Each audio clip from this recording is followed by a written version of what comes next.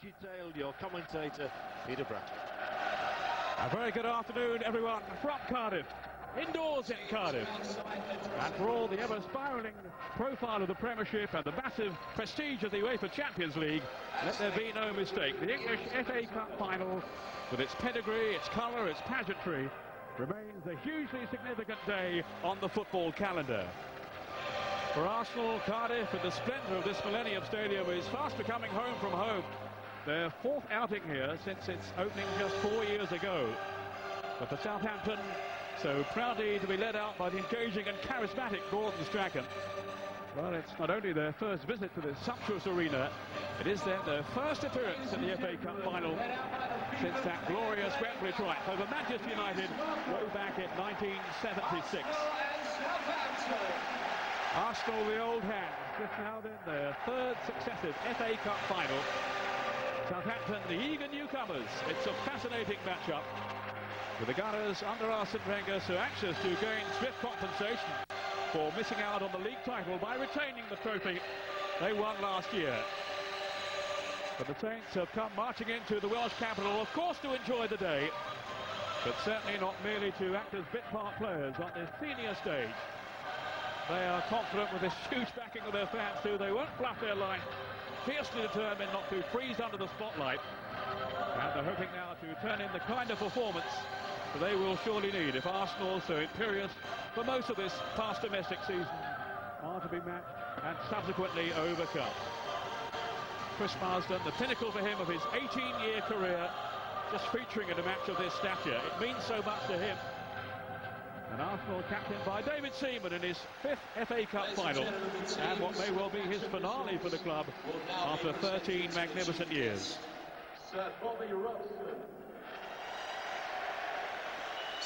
Today's guest of honour is Sir Bobby Robson, who himself, of course, was an FA Cup winner as a manager with Ipswich way back in 1978. Underdogs on the day, and that is certainly the situation here, Ray Clements, with Southampton this afternoon. Well, certainly it is there. I wonder how that young boy Chris Baird is thinking that Sir Bobby Robson's just shook hands with, because certainly it'll be a big, big day for him, a day I'm sure he wasn't expecting. But certainly when you look around this stadium, over to my right-hand side there, the Southampton supporters, I mean, they're here for a carnival. There's yellow and blue streamers, balloons, everything. It really is a fantastic day out. And Gordon Strachan there, so pleased for him, because he's done a tremendous job at Southampton.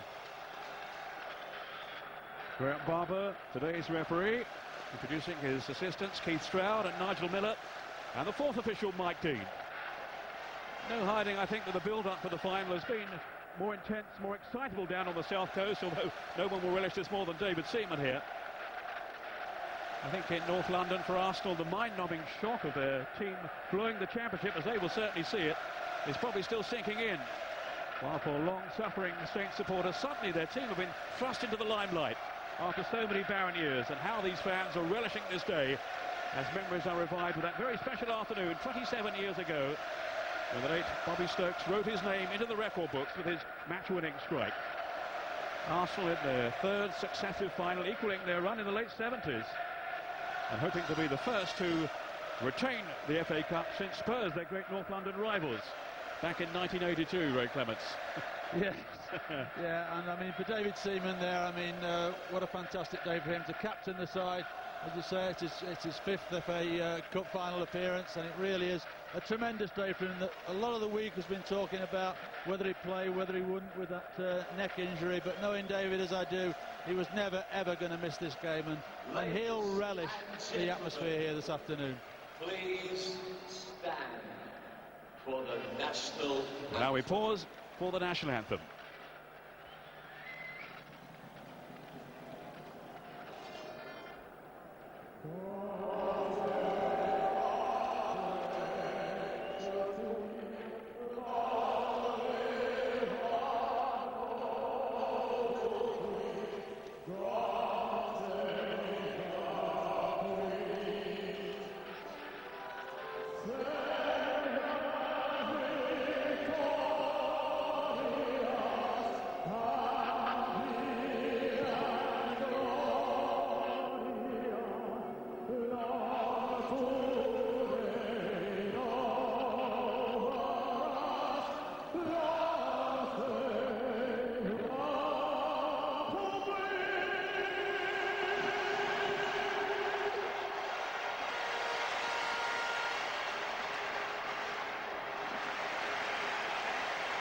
Thank you, Tony Henry. Well, superbly sung as ever. Crowd in great voice too, and it certainly is a fantastic atmosphere, Ray Clements, under this roof. Well, it is. It's it's always a great atmosphere here. But although a lot of people would like the roof open and the pitch open to the elements, certainly I think that it actually generates an even better atmosphere. And as I mentioned before, you look at the two ends of the stadium, you know which team's been here a few times and which team hasn't, because certainly to our right-hand side there, the Southampton fans have been in the stadium for an hour and a half. They've been singing and cheering and balloons, I say streamers. They've taken part in everything the PA announcers asked them to do, so they really are enjoying the afternoon. Contrasting moods really in the opposing camps over recent days. Arsenal still smarting from their Premiership disappointment. Southampton, there is such raw excitement, such elation at simply being here. Let's take a check on the two teams, starting with Arsenal. And even their extensive squad has been fully stretched by a whole string of injuries lately in recent weeks. All the same, it's of course still a very capable side that Wenger can parade under skipper David Seaman, although without Vieira and Campbell in particular, there could well be a chink or two in their armour. And these Martin Keown, Lauren and Ray Parlour are all fit. There's also a place for Oleg Luzhny at the back. At the sharp end, Wenger has opted for Dennis Bergkamp as the chief support act for the incomparable Thierry Henry, with Sylvain Wiltord left on the bench. Yes, I mean, that was the only surprise, I think, that Wiltord was not playing, but of course Bergkamp's got tremendous experience. He'll drop off the front, off Henry, and allow Ljungberg and Pires and even Parlour sometimes to break forward beyond Bergkamp. So the test for Arsenal will be, can their back four stay strong against the Southampton front two? That's a certainty, because there is one or two players who are playing today that maybe might not be 100% fit. Well, for the Saints, the recovery from injury of the influential Chris Marsden is a real bonus for the manager in midfield.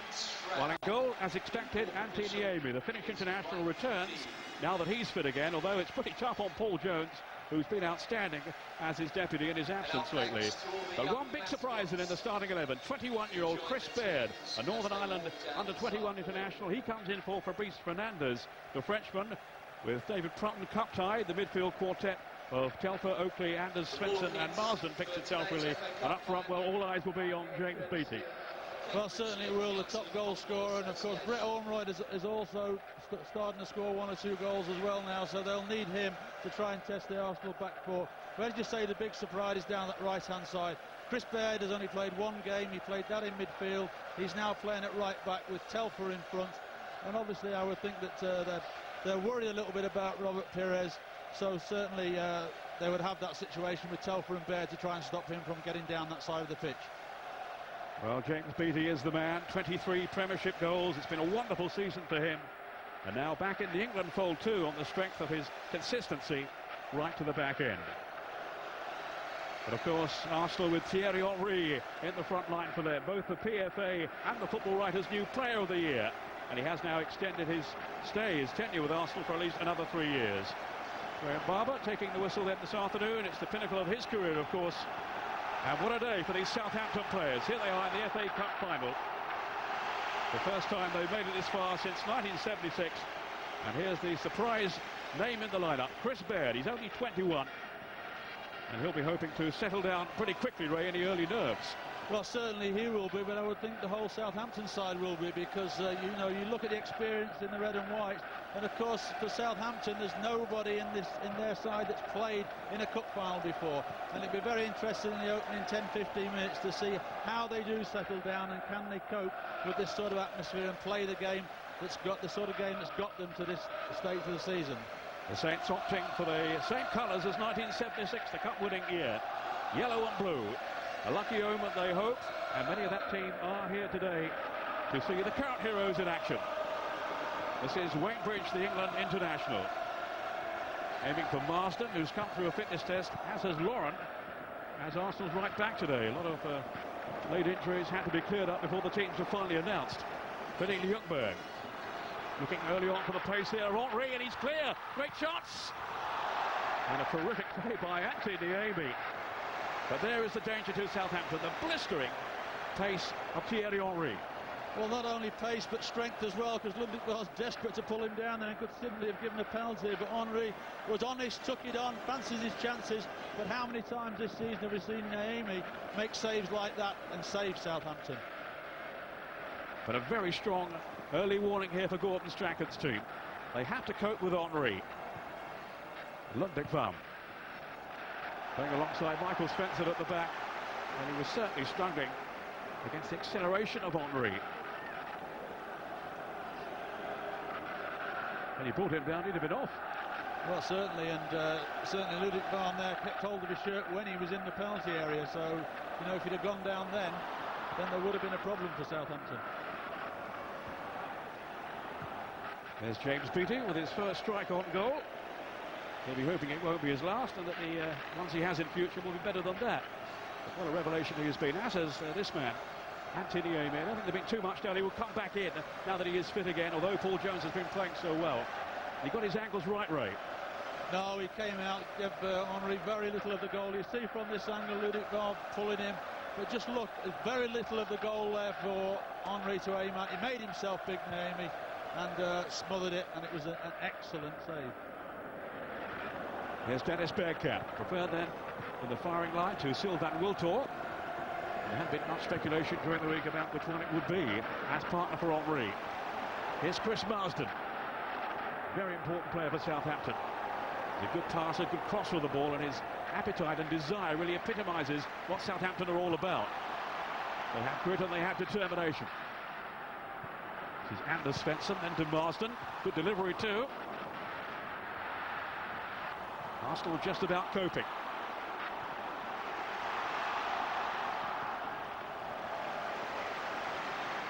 No two ways about it. Arsenal are not defensively as strong as they have been in the past. Arsene Wenger admitting now he's lost the monuments and he hasn't really replaced them. Likes of Lee Dixon and Tony Adams and Nigel Winterburn. Dennis Bergkamp. Parler's flick, then Gilberto, the Brazilian, and Ashley Cole, who'll be lending support to Pires down that left side. As Ray was saying earlier, they are concerned, I think, about the threat that Pires in particular will pose. That's the inclusion of Baird at the expense of one of the flair players, Fabrice Fernandes. I think also it shows what Gordon Strachan's game plan is as well. He knows that if he has too many flair players in the side and tries to match Arsenal in that side of the game, then they might lose.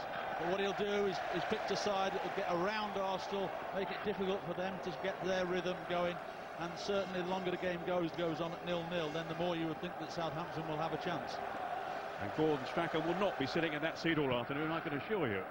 I'm surprised he's sat there this long already, I have to say. He's normally so animated, but he's been pretty calm all week and jovial and turkey form. Really relishing having taken this team through to this FA Cup final. Looking at Thierry Henry, is there a slight injury there maybe? Something moving a little gingerly. Gilberto.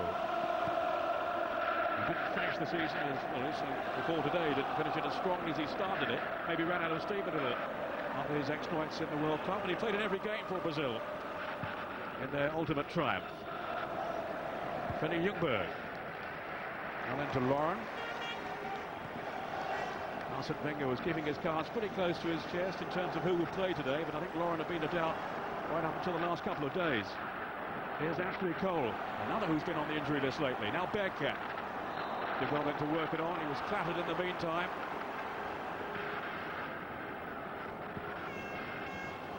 Ball challenged by Anders Svensson, the Swede. It was clumsy on Bergkamp. Was, and he actually caught his, Bergkamp caught him on the knee there as he went down, and he's still in a bit of pain. I don't think it's a twist or anything, it's a straightforward kick, but it can be painful there if you're caught with the studs, and I think that's what he's actually got. I don't think it's a twist as such. Certainly it just looked like a kick from Bergkamp as he fell. Oleg Luzhny, who's come in at the back then in the absence of Sol Campbell, out through suspension, of course, after his sending off against Manchester United, and Luzhny himself was yet another who had been doubtful for this game. Well, can Svensson continue? They don't want to lose him. He does give them some bite and some flair too going forward. Scored an excellent goal against your old club Tottenham, didn't he, in one of the early rounds? Yes, he's capable of breaking from the middle of the field. He's got a very powerful shot as well. Not always as accurate as you'd like, but certainly he has got tremendous strength in it. Pires to Dennis Bergkamp. Southampton with everybody back defending. This is Lauren. With the header down towards Martin Keogh, who ventured upfield.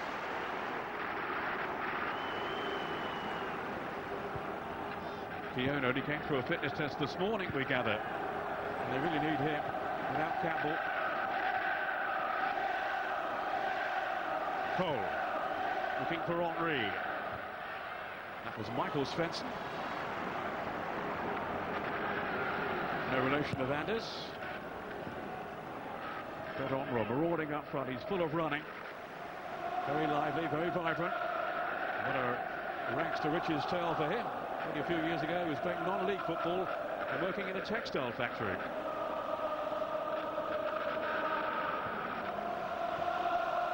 Lauren to Martin Keogh. His experience could be invaluable now.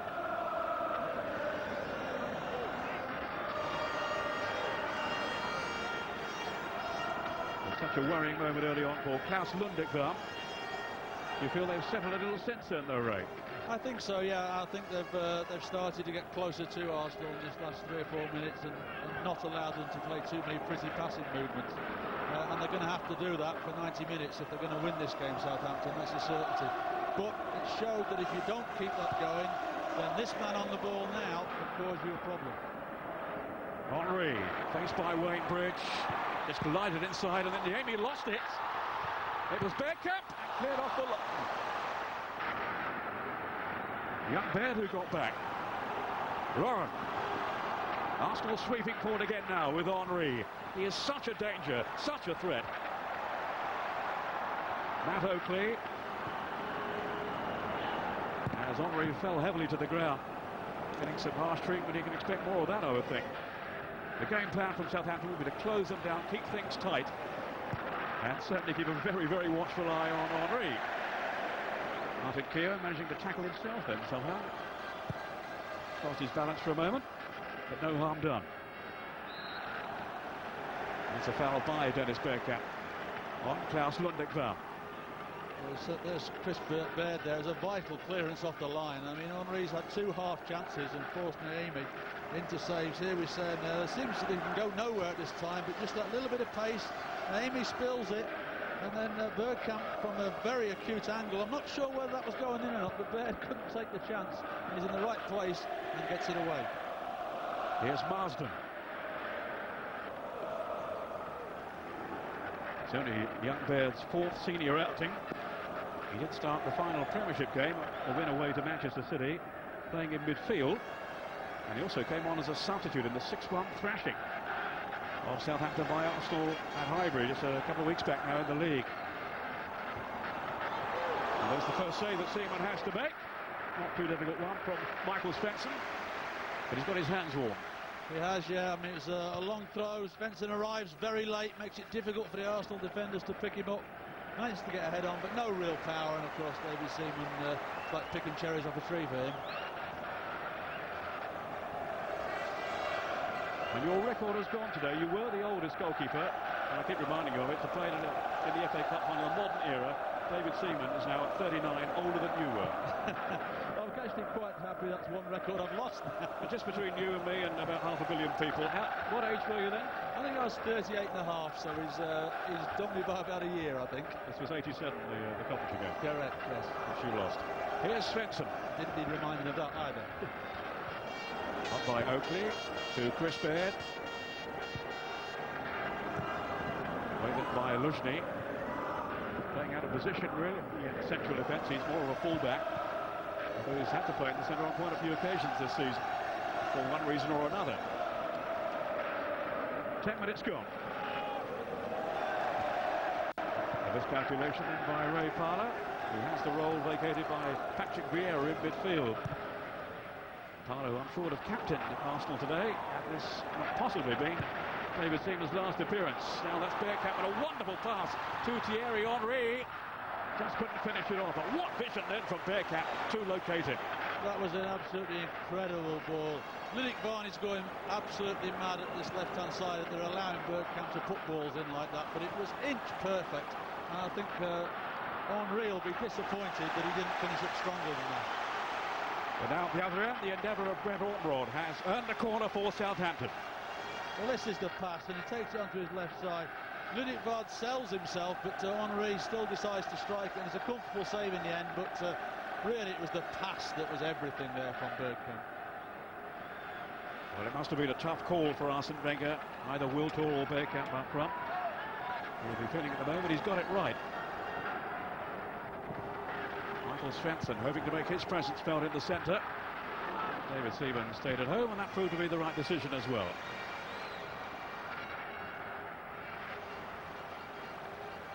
13 fantastic years at Highbury. What's your reading of the situation now, Ray? Do you think he will stay on there and fight for his place? I think he'll sit down after this game with Arsene Wenger and have a long chat about what the future is. I know for a certainty Arsene wants him to start taking charge of the goalkeeping coaching there at Arsenal, which is something he's very interested in. But I think, unfortunately, nobody goes on forever, and I'm sure that Arsene Wenger will bring somebody else in the close season. But then David Seaman is a strong enough character to say, OK, well, I'll have the fight, and we'll see who is number one. That was Telfer's pass, which has gone astray. Laurent tidying up now under pressure from Chris Marsden, and it forced him into an error too. Laurent, who I wouldn't think is fully fit by any means, but Wenger knew he had to gamble with 1 or 2 today. Here's Marsden, so desperate to play. 34 now, Chris Marsden. He's journeyed around the lower leagues. He's now found his niche with Southampton. He has had an outstanding season with them. That was his little cushion header down for Ormrod. Prepared to take on Martin Keown, and he got his cross away too. Dealt with by Gilberto. Ormrod, who scored here actually for Blackpool in the 3rd Division playoff final against Orient. That was Anders Svensson. Against Gilberto, just providing that shield in front of the back players. And it's Telfer who fires it over the top. And they're beginning to impose themselves a little on Arsenal now. Well, that'll be a pleasing passage of play for Gordon Strachan and Southampton, because in the last 3 or 4 minutes there, they've forced Arsenal into unpressurised errors. Arsenal have given it away needlessly. We just saw with that shot from Telfer, it came from a sliced clearance there from Oleg Lesnar.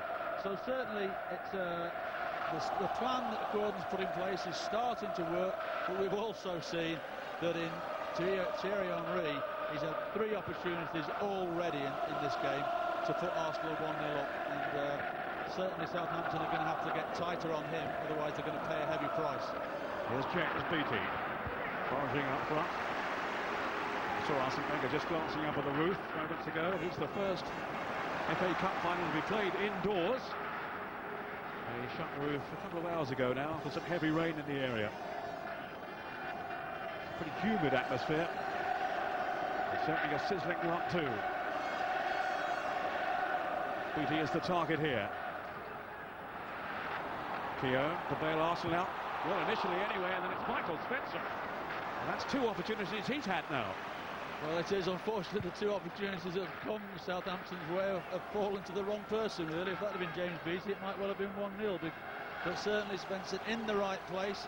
Unfortunately, the technique not quite good enough. Doesn't get over the ball, as you see there, and it flies aimlessly over the bar. But that's 2 long throw-ins now Southampton have had, and they've had half chances from both of them. In fairness to Michael Svensson, he has popped up with a few goals this season, including one, the winner indeed, at Manchester City on the final day of the Premiership campaign, in which Southampton reached their best ever 8. This now is the icing on the cake to appear in this FA Cup final. Great partner for Arsenal. The scorer last year, of course, in the 2-0 win here over Chelsea. Kenny Ljungberg getting the other one. And he is hoping today to become the first man in FA Cup final history to score 3 years in a row. Ormrod now for Southampton. This is Bridge. Ashley Cole with that heady clearance. Perez couldn't get there though.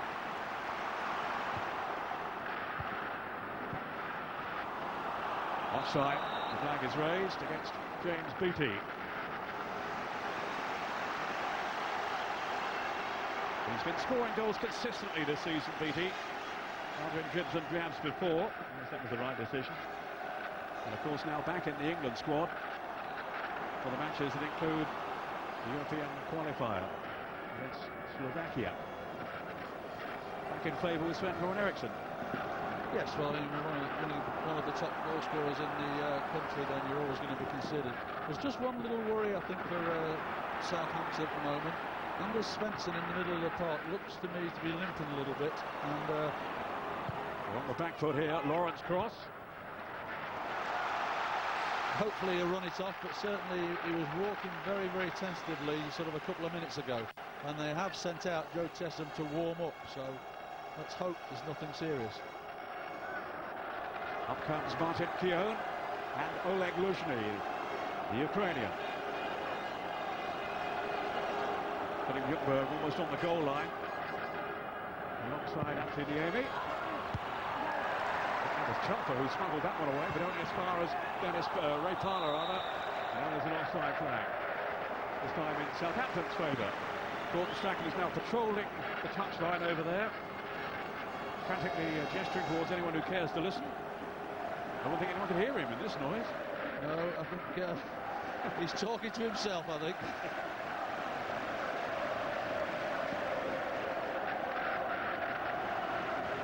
He's been saying this week how much he was looking forward to the day, and he's got a new suit too. He says he's still got that one from 1985 when he played for Manchester United, and it's wearing a little thin. This one didn't cost him anything either. Here's Cole. Now Lundekvam with a free header. But a torrid afternoon it was seen. Against the case of Henry.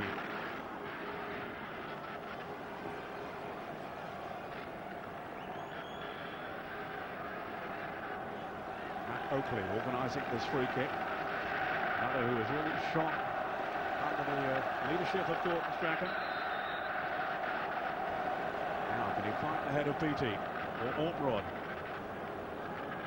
It's Svensson again in a threatening position too. It's Lauren who heads out for the corner. They will be sensing, I think, Ray, that it's in the air. They might get some joy.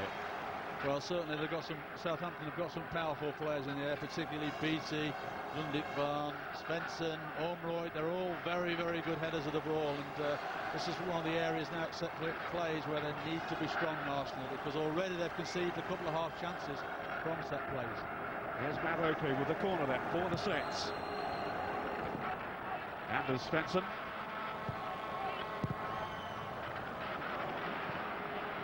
Again, Arsenal keeping them at bay, but maybe not for long. This is Chris Baird. He bent it in too. Ahead, David Seaman just about managed to clutch it. Well, I think they're going to sneak in. Well, it shows great confidence from the young boy, doesn't he? Pulls it down out of the sky, takes Von Perez, and then bends it with that right foot. And certainly David Seaman saw it a little bit late, but managed to get across because it was going to sneak in off that far post, I think. David Seaman, you remember, made that fantastic save late on in the semi-final against Sheffield United to keep out Paul Pesky-Solido. I think that's one of the best saves I've seen, apart from the Gordon Banks one from Pele back in 1970. It was just a magnificent save. It had no right to even get close to it, and I might save it. It would have gone in your scrapbook, wouldn't it? It'd have been on the front page, that's a certainty of that. You mean there's more than one page? Perez to Gilberto. Now Ray Parlour. And that holding role in midfield. Now Ljungberg. Parlour again. Put in possession though by Anders Svensson. Gilberto. Henry was the target. This is Perez. Now there could be danger. Henry again. No, he was robbed by Oakley. And Ortrod could be on his way now. For his front-running partner, James Beattie, wasn't the best of balls, in fairness. But he's a keen worker up front, his Beattie. His all-round game has improved so much over the past season. Now, certainly when you're playing against James Beattie, you know you're not going to get a restful afternoon, because he'll chase down balls that other forwards won't, and will put defenders under pressure, as he just did then. He won his first England cap against Australia, James Beattie, and hopes to add to that soon. Ormroyd. He's got Beattie up with him. Offside. Just went too soon then, Beattie. Well, you can't blame him for tucking it away, but I think he knew the flag was up. Well, it was borderline, wasn't it? I mean, I'm not sure there was a gap between the two flares. You're supposed to be able to see daylight, and I don't think there was. So he will feel hard done by, but the linesman may possibly just have been right. Well, they have a good understanding, these two up there, Monron and BT. They actually played together as juniors at Blackburn. Major problems early on here for Arsene Wenger. He would regard as catastrophic, I'm sure, any defeat in this final this afternoon. A season for them that promised so much, but as yet has failed to deliver. Ljungberg.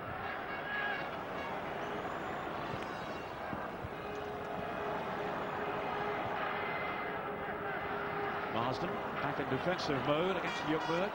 Now it's Ray Parlour. He hasn't necessarily been a fixture by any means for Arsenal this season, Parlour. He never lets them down. Always comes in and does a good job. So does this fellow, Henry. On his bike again, his bicyclette.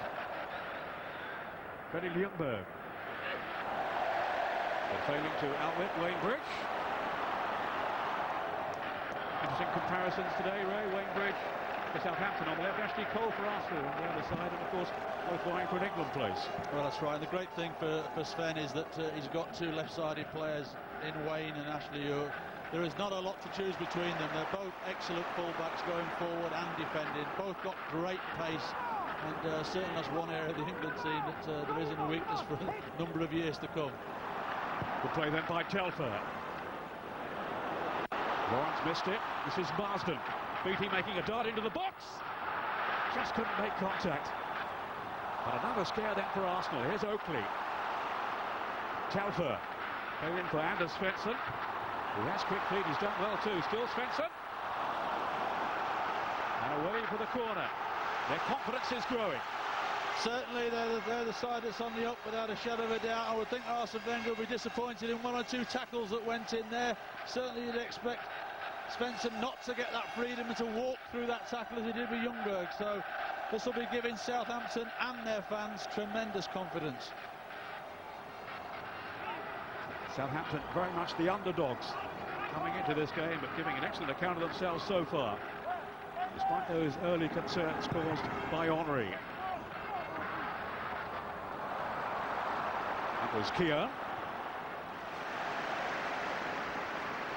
And a good challenge from Chris Baird. And so far so good for Gordon Strachan, who's never been a loser in a cup final. He's featured in 4 now.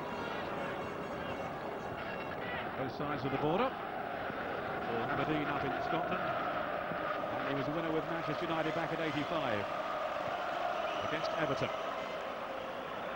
Oleg Luzhny. Well, what happens today? It's been a fine season for Gordon Strachan's team. He's such a valiant character, but he has them well organised. And of course, simply reaching this final guarantees entry into the UEFA Cup next season, with Arsenal in the Premiership in the Champions League. Telfer.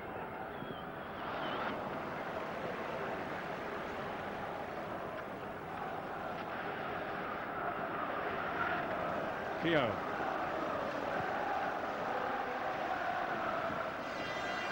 Baird is cool and composed. Seems totally unruffled by the occasion so far, and he certainly came to their rescue early on in this match with his clearance off the goal line. Third FA Cup final here in Cardiff. Will be the holders Arsenal's glory for the 9th time. Only Manchester United with 10 have won this famous trophy more often. Or will Southampton relive their finest hour and emulate their triumph of '76. They're underdogs then too, of course. There's Perez. Beautifully weighted ball, but not really just offside. He's so quick, almost too quick for his own good sometimes. Well, the linesman, I think, he was that quick, Henry. I think the linesman thought twice about whether he was offside or not there. But certainly, again, it's a very close call, but probably just offside yet again, as close as the one we saw with Beattie at the other end, I would say. But those are the balls that certainly Southampton can't allow to be threaded through, because if Henry gets on his bike, you're never going to catch him. That's a certainty. 32 goals from Thierry Henry again this season. At times he has been simply breathtaking. Ray Parlour. different type of player, but very effective on all the same. Now it's Bergkamp. He was tripped then, he was impeded by Baird. As the young Irishman acknowledges, to referee Graham Barber, who's kept a firm grip on things so far. It's untidy then from Baird. To be fair, I don't think it's been a rough game at all, so there have been no real bad tackles at all so far, so it's been a relatively easy game for him to handle so far. Lauren, the Cameroon international. Now Gilberto. Swapping passes with Perez. Youngberg, the white man.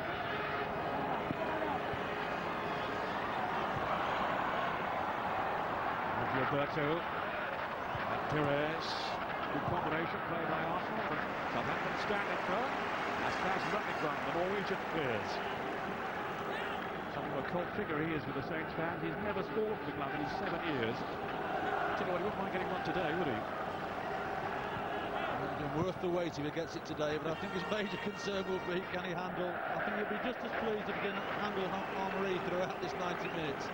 He's had 1 or 2 nervous moments already. In fairness to him, he's been pretty consistent down the season to Klaus Ruttington. And there's formed a decent partnership at the back. The other Scandinavian there, Michael Svensson.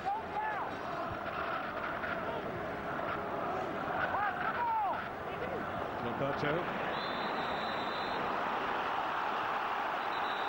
Well, Southampton promised they would be compact here. They've been committed. Telfer then overstepped the mark.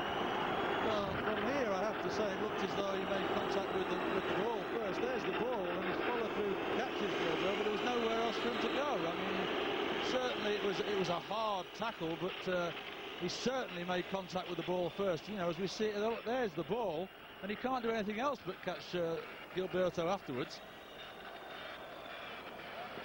Sums up the way that Gordon Strachan's team have set about their task this afternoon. There is so much desire and spirit about them, and they will feel like that's the way they have to play. Well, yes, I mean, I'm sure that was the game plan, that they need to get in and around all of the Arsenal's talented players to make sure they're not allowed time to get into rhythm and their passing that they can do so well. But for me, that was a little bit harsh. I thought it was a good tackle, and some people like Tommy Smith would not have survived in this game, I don't think. Some of the tackles that are not allowed these days. Just got a view of your boss there. Has he given you permission to work here, Sven? Yes, he said I could have today off, but report for the squad tomorrow lunchtime, please. He's got a few contenders to weigh up here. Rudney's kick. Henry has gone down. Still not moving too freely, much to Southampton's relief. Bridge. Omrod chasing, and he will chase all afternoon, that's for sure. And he was taken out then by Keown. That was completely mistimed, and I think that will have to be the first caution of the afternoon. Well, that was a reckless tackle, wasn't it? I mean, Omrod is going absolutely nowhere. The ball's probably going out of play, and it's just a tackle from Keown, which a man of his experience really shouldn't have made, because there was just nothing to be gained from it. Absolutely nothing to be gained from it, and it now puts Southampton in a dangerous set play situation again. And he walks the tightrope for the rest of the final. Keown, who didn't start last year's game, he did come on as a sub though late on in that win over Chelsea. Of course, he's been such a stalwart for Arsenal down the years. They might be tested again here. Seaman retreated, but no harm done. It will be a free kick, and response from the Gunners. Front runners in the Premiership for so long, but finally overhauled by Manchester United's overwhelming desire. And they're going to have to match Southampton in that department today, if they are to cut through.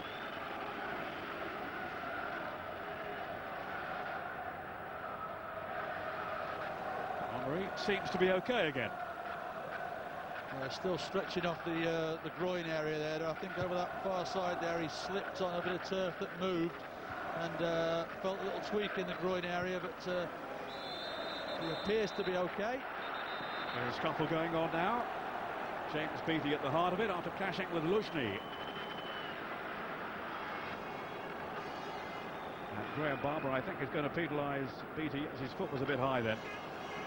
Stunts were showing, and you can see Luzhny's reaction there. absolutely livid. So it is a yellow card. 2 in the space of a couple of minutes now. This time for James Beattie, putting him under a bit of pressure.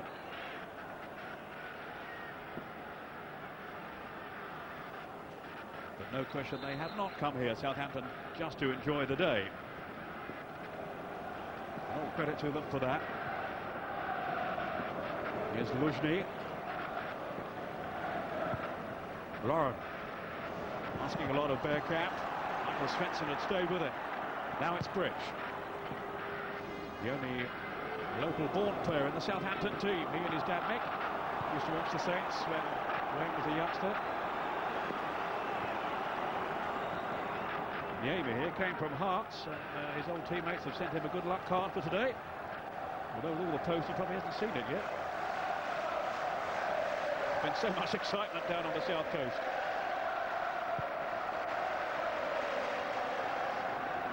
James Beattie climbing high. Here's Omron. Good covering though by Keogh. Now Ljungberg. Even Henry won't reach that one. Oh, here's Niemi. He said he wasn't going to feel guilty today, Ray, if he was brought back in at the expense of Paul Jones. Well, though Jones had played, and I suppose he had to look at it that way. I'll stay with that for a moment, or come back to that when we see what happens here with James Beattie. Now Marsden. They've got 3 in the middle. But Gilberto was back defending. Oakley. Now Baird. And here's Gilberto once more in that defensive position. Perez. There he was caught from behind. Free kick to Arsenal. Yes, I was saying that about Niemi and Paul Jones. Yes, no, I think Paul Jones is an excellent goalkeeper, obviously the Welsh national goalkeeper, and certainly when he's come in the side, he's done very, very well as well. But Niemi has been outstanding for Southampton. You know, some of the games I've seen this year, certainly without him there, they would have been beaten, and he's made some incredible saves, and quite rightly has established himself as number 1, and being fit, comes back into the side. And he showed his composure early on with that save from Henry, which is taking on added significance now, you feel. Had Arsenal gone into an early lead, Southampton might just have frozen. But as it is, there's not much to choose between the two sides. Well, there isn't. You're totally right there. If they'd have scored in those opening couple of minutes, then it would have been very difficult for Southampton. But Southampton have settled. They've upset Arsenal's rhythm without a shadow of a doubt. Just giving away a silly free kick here, but certainly I'm sure Gordon Strachan will be the happier of the two managers at the moment. Dennis Bergkamp will float this one over. Keogh making a late run. To join Luzhny up there. Played by Michael Svensson to Anders Svensson. But now it's Lauren. Southampton stepping up. There was no flag. But they might just catch Arsenal on the rebound here. Seaman had to have his wits about him. Bergkamp, and for once he got it horribly wrong. Doesn't happen too often. But Southampton really warming to the occasion. And they have threatened David Seaman's goal on 1 or 2 occasions already. Well, but David yet again showed his experience, a good starting position when the ball was played over the top there, and just took charge of the situation, because Ashley Cole was under a little bit of pressure from Beattie. But certainly when David came out, he knew exactly what he was doing. I've seen him do that a few times in head tennis, actually. He's not bad with his head.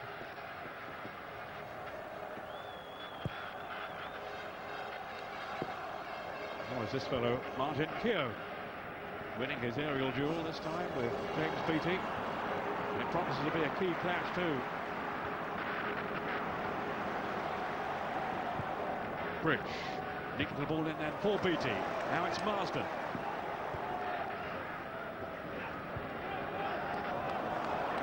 10 minutes of the first half to go. And it's Chris Marsden on the ball again.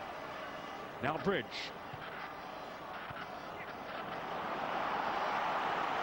Well, Henry isn't up there. Ray Tyler making the burst. And Svensson. Quite relieved it wasn't Henry, I would think. Bit of difference in pace between the two. Lauren. Brett Ormrod upfield is just limping at the moment. There'll be 2 more doing that now, I would think.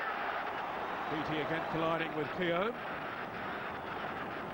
Not a lot of love lost between those two so far. And Svensson. Bergkamp hovering with intent, and Chris Baird was there.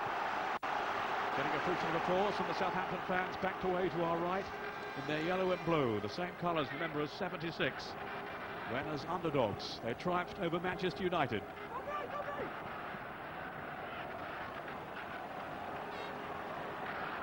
Perez, cannoned off Wayne Bridge. Perez again. That'll be the aim is.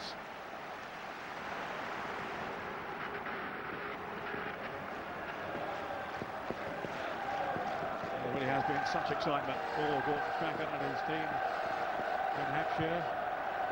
Been a huge buzz around the city really from the moment they beat Watford in the semis. Get clamour for tickets.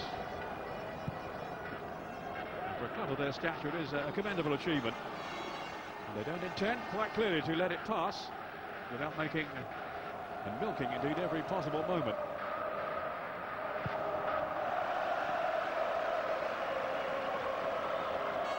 Henry beaten by Lundekvar. Not really his strength. Thierry Henry beating players in the air, but on the ground he's absolutely deadly. Matt Oakley. Outmanoeuvred by Gilberto, now Perez. Now Bev, once again. Coming to Southampton's rescue.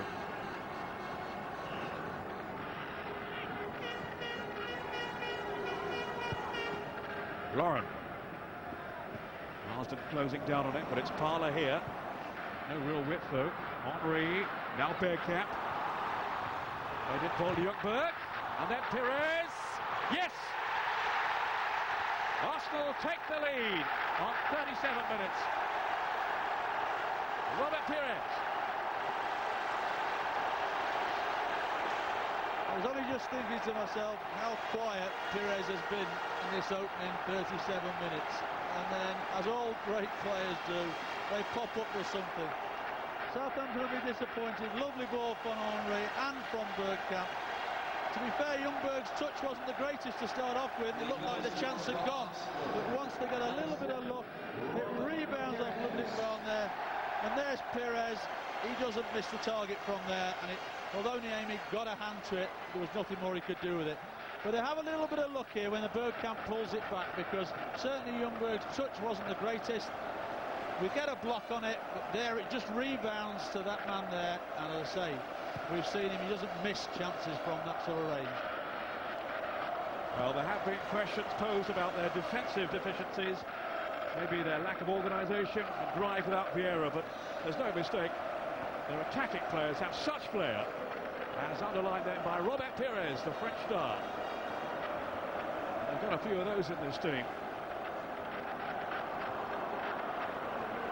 As Ray was saying there, he'd been pretty much subdued, and then suddenly you see the best of him, and you see the real threat and danger of this Arsenal team. Here's Henry.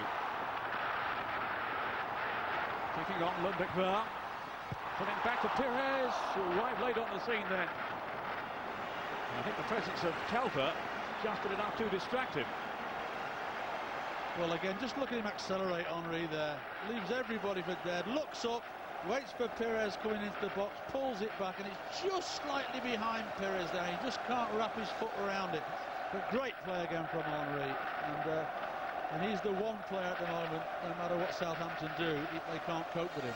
He's so jet-heeled, isn't he, Henry? And there is space down this right side that he is exploiting. And he picked up the late run out of Perez.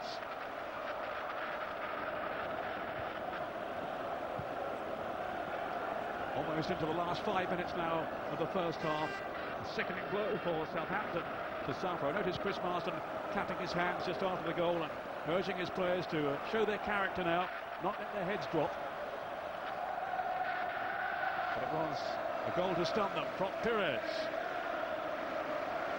His 16th for Arsenal this season.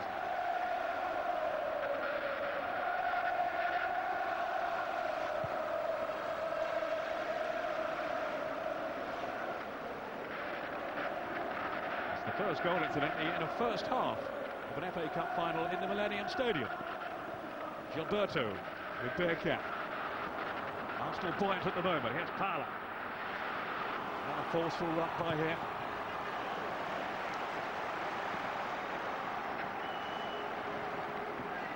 Such a different type of player to the player men around him, Ray Parlour. Very important for them, isn't he? Well, you've got to have a balance in your side, and Ray Parlour gives them that. He's such a strong runner, box to box. He wins tackles. He doesn't supply the passes maybe that Pires does, or sometimes that Ljungberg does, but he's vital to that Arsenal side. A moment for Pires to treasure. He, of course, missed last season's final through injury.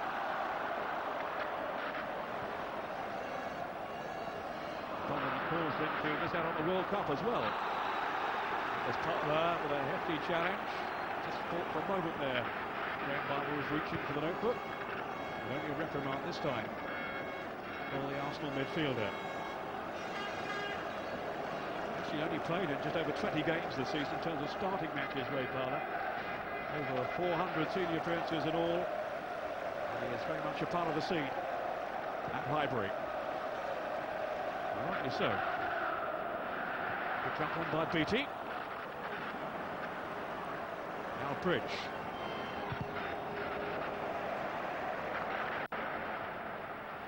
Lauren. Just easing it back to Martin Keough.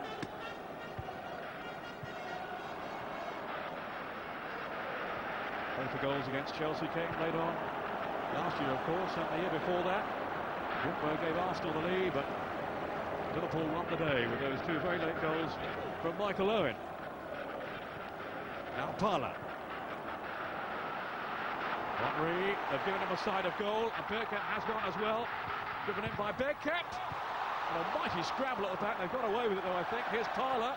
Maybe not. Henry. That was a very important block then by Matt Oakley. The flag stays down. Niemi just kept the ball alive. But a real chance here, for Ray Parlour. Well, there was. I mean, it's some nervous moments at the back here for Southampton at the moment. They just don't know how to deal yet again with Henry. He's dropped off the central defensive two. They don't know where to go and pick him up or not. And once he starts running at them, then they've got massive problems. Do they go to him? Do they back off? And when they decide to go to him, he slides balls down the inside of fullbacks, and that's where Bergkamp got his shot in from. Ray Parlour hasn't actually scored for Arsenal since his goal in the final here last season.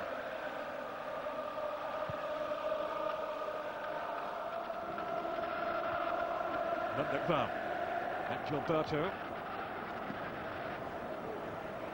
looking strong in the midfield for Arsenal alongside Parlour. This is Lauren. Gilberto again.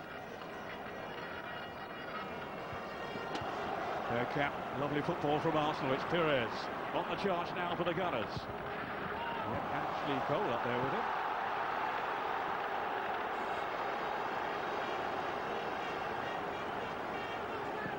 Inside the last minute now of the first half. Cole. Working in tandem with Pires to win the throw. Vital really that Southampton don't concede another one now, with half-time approaching.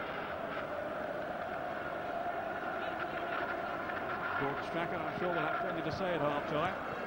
They say actually he's quite a cool character, believe it or not, in the dressing room. You wouldn't think so from his interviews afterwards and his antics on the touchline.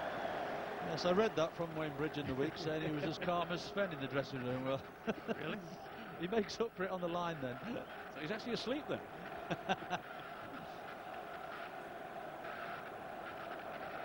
Well, they weren't calm then. They were very, very excited, and understandably so. It's been hard going for Wenger's team so far.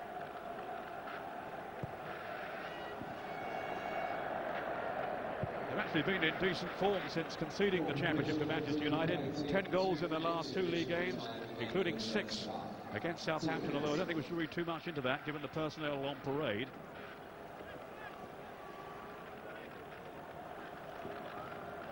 Two extra minutes to be added on here.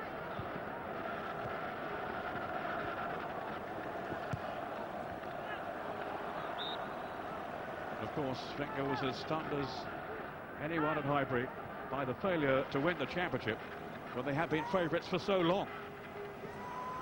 Wayne Bridge.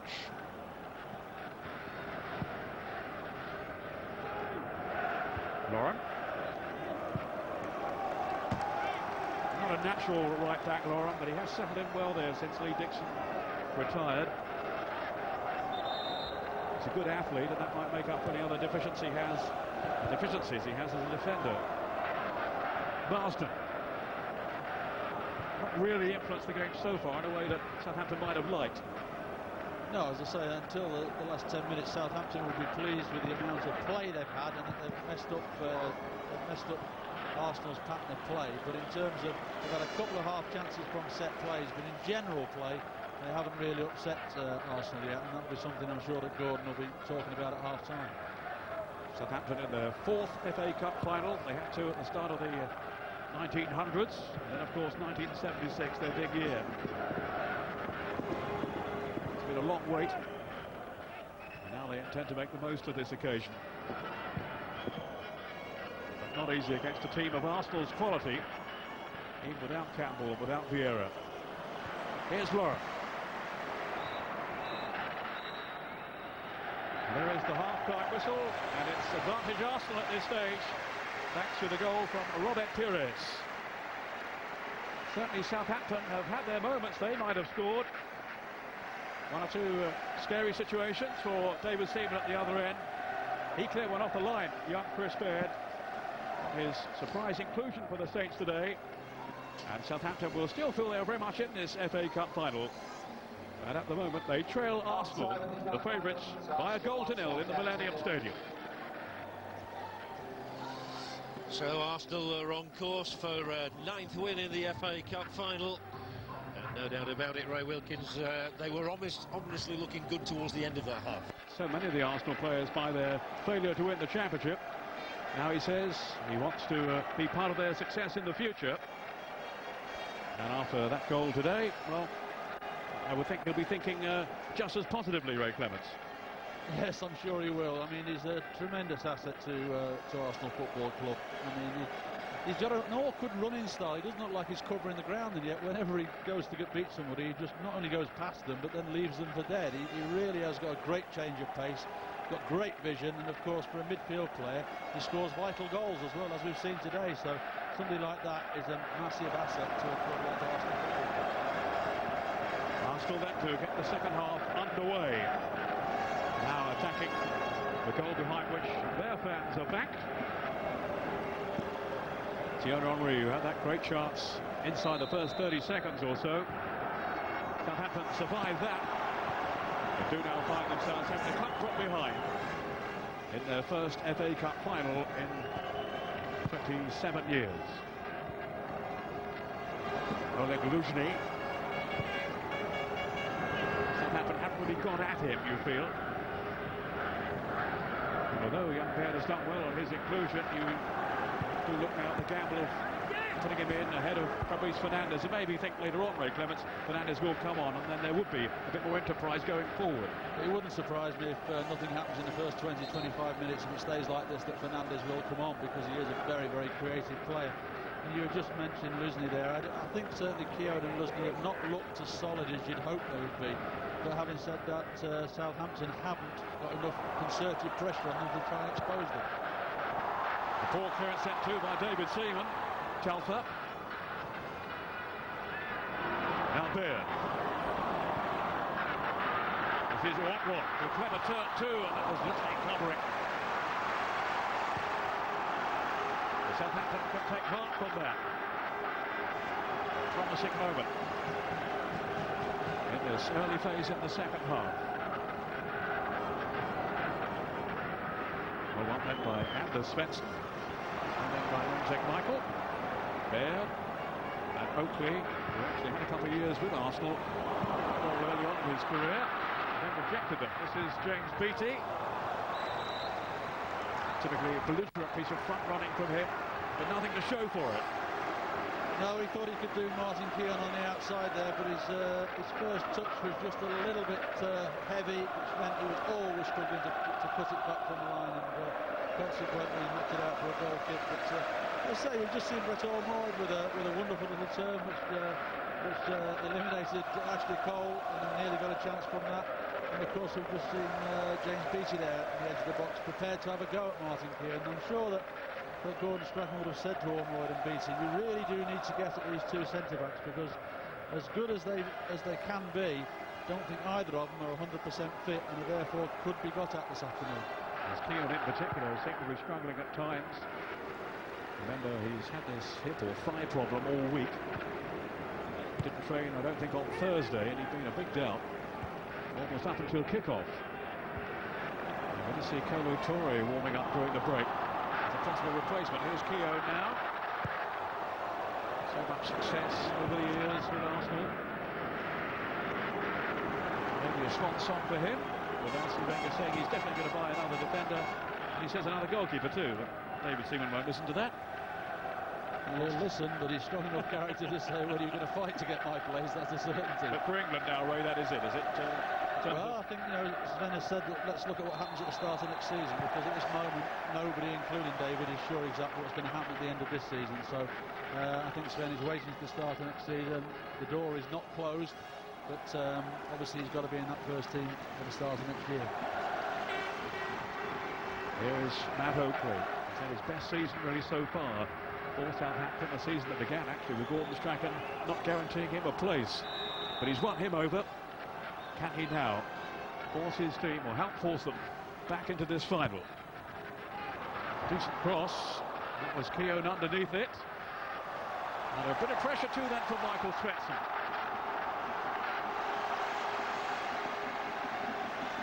The old warhorse started Keown seeing Southampton off that time.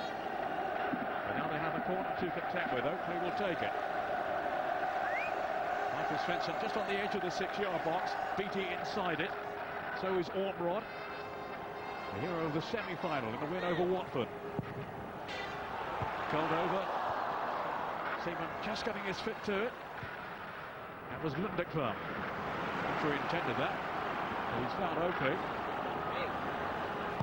Then Anders Svensson to take it on. Beattie's head up! Well, a real opportunity given his prowess in front of goal, the form that he's been showing this season. Yes, it was really. He got across the front of Martin Keown here. It's a good ball in, and Beattie gets across the front of Martin Keown, but just skins off the outside of his head there and wide of the post. But he'll be disappointed he hasn't got that on target. Not an easy opportunity for him, but certainly one during the season he would have hit the target with.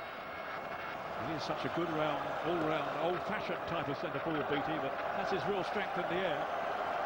But even though he didn't make the most of that chance, he certainly raised the spirits of the Southampton fans here. Passed away to our right. Now it's Philip Ljungberg threatening to skip through, and Dennis Bergkamp. Ljungberg wants it played into the middle. Henry is up as well, still Bergkamp. Thaler taking up for Gilberto. We heard the footsteps of Liverpool behind him. Southampton's got a man down in the penalty box. Lundekvam, I would think. Perez, and sportingly Thierry Henry playing the ball out. It is indeed the Norwegian Klaus Lundekvam. Yes, I think Lundekvam felt the tackle from Dennis Bergkamp. Lundekvam went to win the ball, and Dennis Bergkamp also went in, and Lundekvam has come out the worst of that. Here we see the tackle there. Lundekvam goes to clear, and of course there Bergkamp tries to block and just catches the right ankle of Lundekvam there. Lundekvam, who was Graham Souness signing for Southampton, his 7th year now. He has certainly had his hands full today with Thierry Henry and Philip Ljungberg.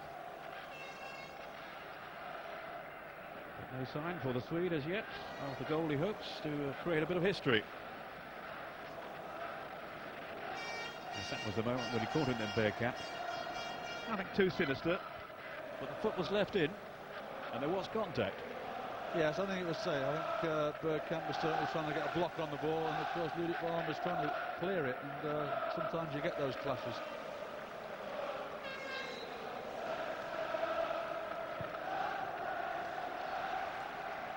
They do have Joe Tessam among their substitutes today, Southampton. He would seem to be the natural replacement if needed. There's Patrick Vieira. His future remains in doubt. Outside him there. So Pascal comes Oakley.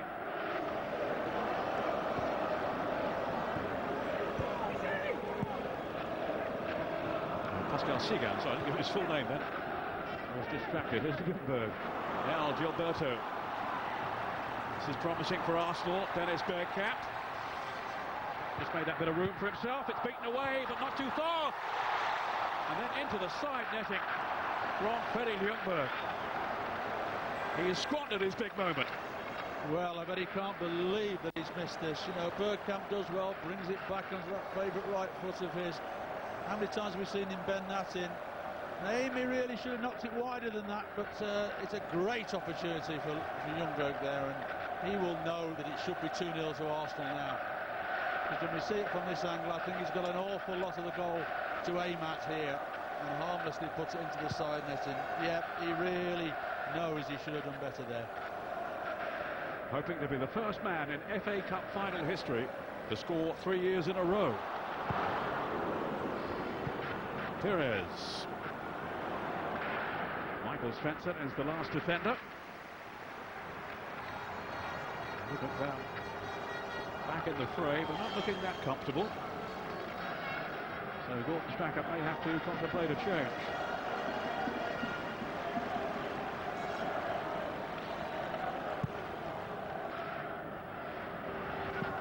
Luzhny.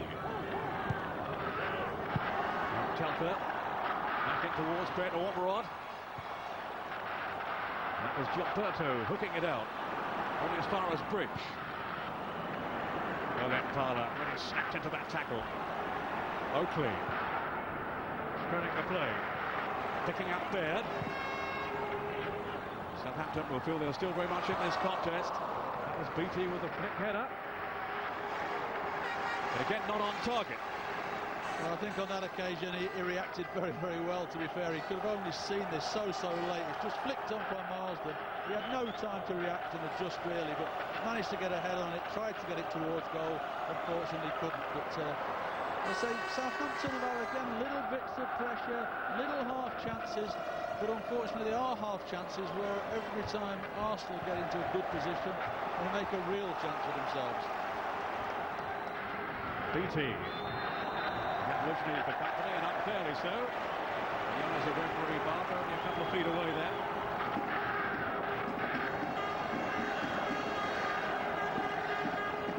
Now will Oakley take responsibility here, or Beattie? He seems keen enough. And with his goal scoring record, he wouldn't argue. He's not going to try one from there.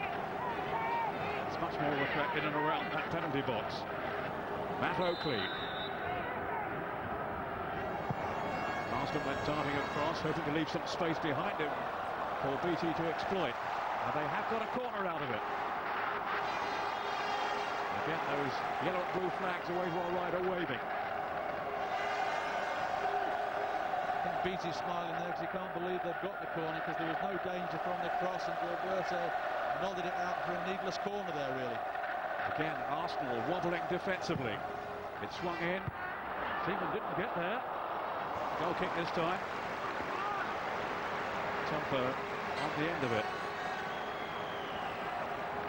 It seems to me this is their best route, their best hope of a goal. Something to come in the air like this from a set piece. Yes, unfortunately, David, not getting there, but every set play they've had, really, they've caused some sort of anxiety in the Arsenal defence. So certainly they will see at this moment their best chance is from scoring from one of these set plays, and they are starting to get a number of them now. David Seaman hoping today to join Mark Hughes of Manchester United and Chelsea fame as a 4 times FA Cup final winner.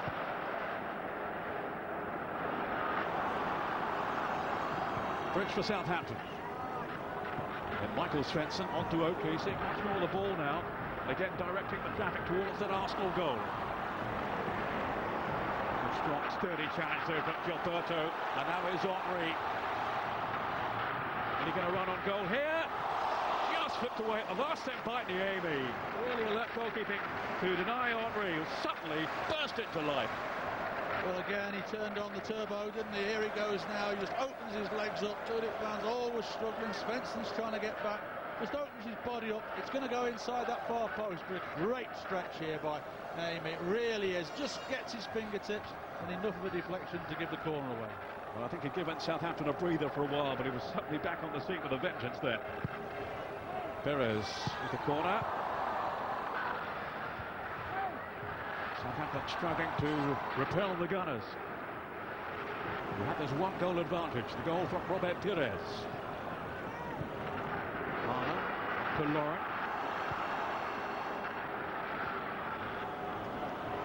He's curbed his natural instincts to get forward in this game, Lauren. He's got Perez, of course, ahead of him. Bridge, short mistake by him. Set up for Ljungberg. And it was a crucial challenge then from Lundekberg. Ljungberg so close there to getting that breakthrough goal for him. Yes, I think Matty Oakley having a few words with Wayne Bridge there, because it was a very dangerous thing that he tried to do. Backheel the ball there. Great pace from Perez down this right-hand side. Cuts inside. Bridge gets himself across it, his body across him, but instead of letting it go out, gives the ball back to Perez, and it's only a tremendous block from Lundekberg that actually stops the goal being scored. Well, he bailed him out there, didn't he, the Norwegian? There was some naive defending in front of the England coach too by Wayne Bridge. That will not have impressed him. Here's Telford. Baird. In goes Thaler, whose industry has been such a feature for Arsenal. Not a vintage performance by them, by any means. But they lead, and there's every chance they will add to that lead. But now it's BT at the other end. Such a menace in the air. But so far, with no reward. Gilberto, well, that tackle was a bit late then from Telford. Perez, who's saying no need to book him. Graham Barber thinks there is. This meant my eye gone upfield then, Ray. How late was that?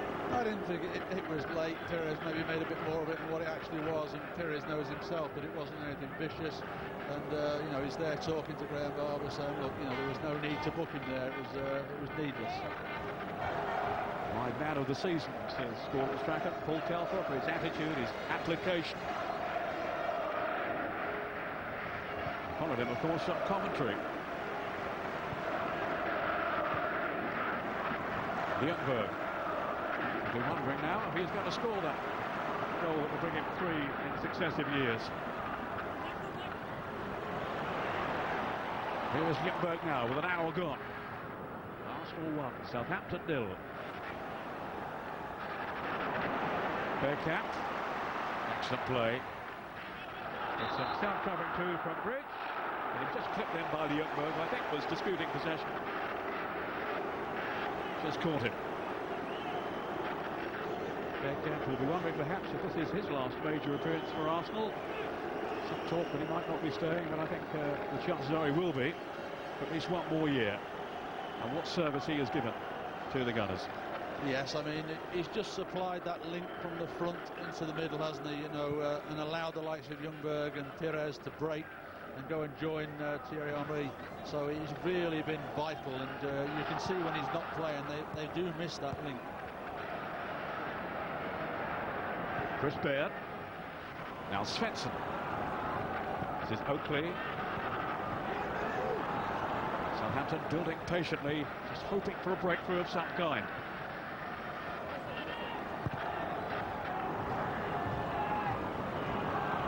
Oakley again. Arsenal backing off. Wayne Bridge, he's seen the run then of Anders Svensson.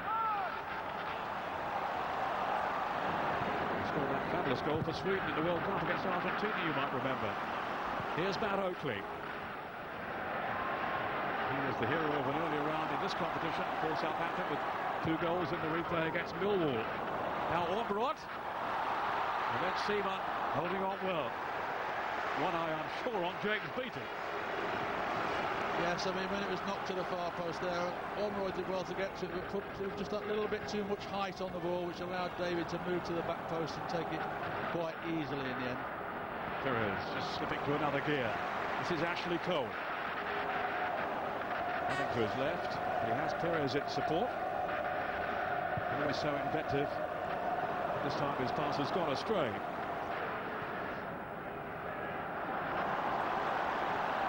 Now Chris Marsden. Pass angled in towards Beattie, but Oleg Luzhny had read his intentions. Now Parler. It's Bergkamp who's made the run. Being policed here by Lundegvam. There's some lovely skill there from the Dutchman.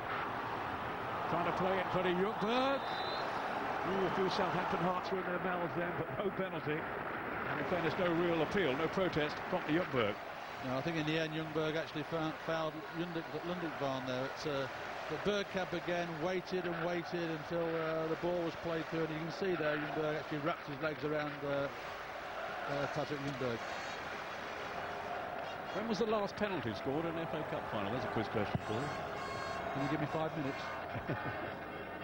I won't, I'll tell you. It was Eric Cantona who got to Manchester United in 1994, so it's been a while since we've had a penalty scored here in a final. Monrod now. Anders Svensson. And at the other end, Naemi is still down injured, and with no apparent sign of making an instant recovery. He's waving frantically to the bench. He's got a problem with his right leg there. Certainly, I think we're going to see Paul Jones on here. He's in agony down there. He's obviously done something serious to that right leg there. Well, the gap play had gone on. This was after the confrontation with Ljungberg, presumably. Oh, no, I think he kicks this ball here. All right. Oof. Looks like the calf muscle may have gone there. Yeah, that looks very worrying indeed for Antti Niemi. What a calamitous way for his season to end if that is the case. He's been out injured anyway. Paul Jones, who we're seeing here, has been standing in for him, and expertly so too. And it was seen now he is going to have another opportunity. It was a toss-up between the two who would play today. Niemi was always the favourite. But that does not look very encouraging at all, does it? No, when you pull up like that, when you kick the ball, and then there was just that moment's hesitation, it just seized up, and he's obviously pulled something quite badly there, and I don't think he'll be walking off the pitch, that's a certainty. Well, he's been such a good signing, such a shrewd one too by Gordon Strachan, and he's been saying this week, I've no intention of moving on, for all the interest that has been shown in him by supposedly bigger clubs. Arsenal themselves have been monitoring his progress apparently. And well, just looking away to my left, you can see the Arsenal fans applauding as well, which is good to see. And on comes his chump now, Paul Jones, no question, but Antti Niemi cannot continue. No, it looks quite a serious injury. That it's sad in a cup final to see him going off like that, but the Arsenal fans, in fact the whole stadium applaud as he goes off, because they all realise what a quality goalkeeper he is and how much an influence he's had on this Southampton side this year when he's been playing. But the man coming on is also a very, very good goalkeeper as well, and has given an outstanding service to Southampton over the years. And familiar surroundings for him as a Welsh international at the Millennium Stadium in Cardiff. So he shouldn't suffer from nerves, should he? And the final message from Gordon Strachan, I would think, went on the lines of don't let another one in. He's a strong character, Paul Jones. Had a tremendous game in the semi-final. Southampton were just wavering a little before finally putting out Watford to earn their place in this final game, which at the moment is not going their way. The team is divided by Robert Pires' first half goal for Arsenal.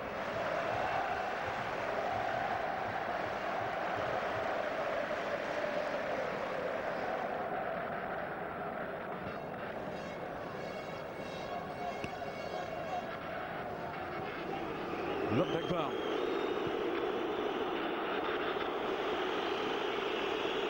Now Wayne Bridge.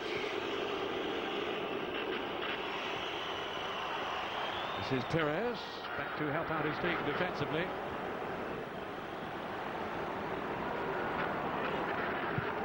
Now Bridge again. So remember the Champions League final last season, Casillas came on, didn't they, for Real Madrid. So it's happened on other big occasions. It's happened today. With Antti Niemi now replaced by Paul Jones. But can Southampton find a goal to bring themselves back onto level terms? Henry.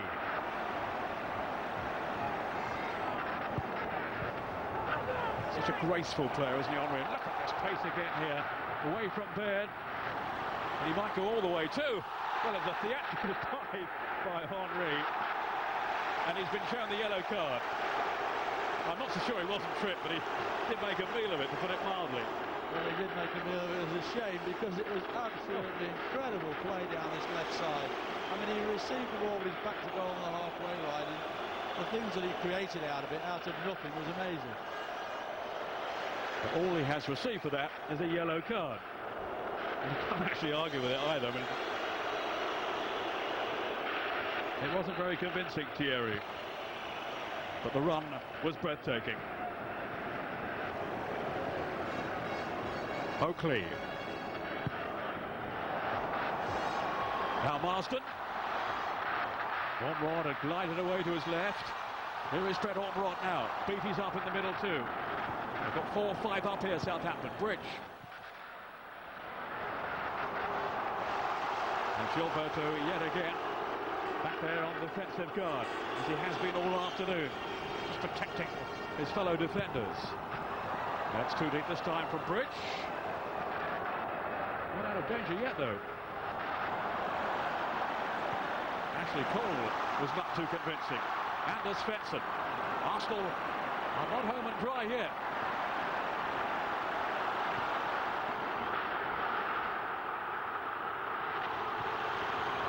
Hit wide by Ormrod. Meantime, Parlour is down injured. The Arsenal fans don't like it. Well, they're booing obviously because Southampton didn't put the ball out of play, but the two of them go in there. In fact, Parlour caught, so it looked like Parlour actually caught Marsden, but Parlour's come off the worst. And of course, from that, Southampton had a half a chance with I think Marsden actually didn't want to win that tackle, to be honest. He pulled out of it, and somehow Parlour's got the worst of it. There's another heated discussion going on upfield too. Henry and Lundekvam debating the whys and wherefores of Henry's tumble in the box. And Svensson diplomatically has walked away and kept his silence. Now Henry's having a go at him, though. To be fair, what do they expect? 1-0 down, Southampton are on the edge of Arsenal's penalty area, and they've got to try and score the goal. Cheering from the dressing room, Niemi has a torn calf muscle, as you suspected, Dr. Clements. Well, it just looked like that because he pulled up, so it was either a severe attempt of cramp or a torn calf muscle, because you know, he hasn't played a lot just recently, and this is a massive occasion, and it takes a lot out of you mentally as well as physically, and it's just drained him, and he's finished up. The calf muscle's not stood up to it. 20 minutes to go in this absorbing final. Some feared it might be one-sided. It certainly hasn't been that. Here's Marsden. As his foot was high. Hasn't managed to stamp his authority on this game, but he was stamping there with his challenge.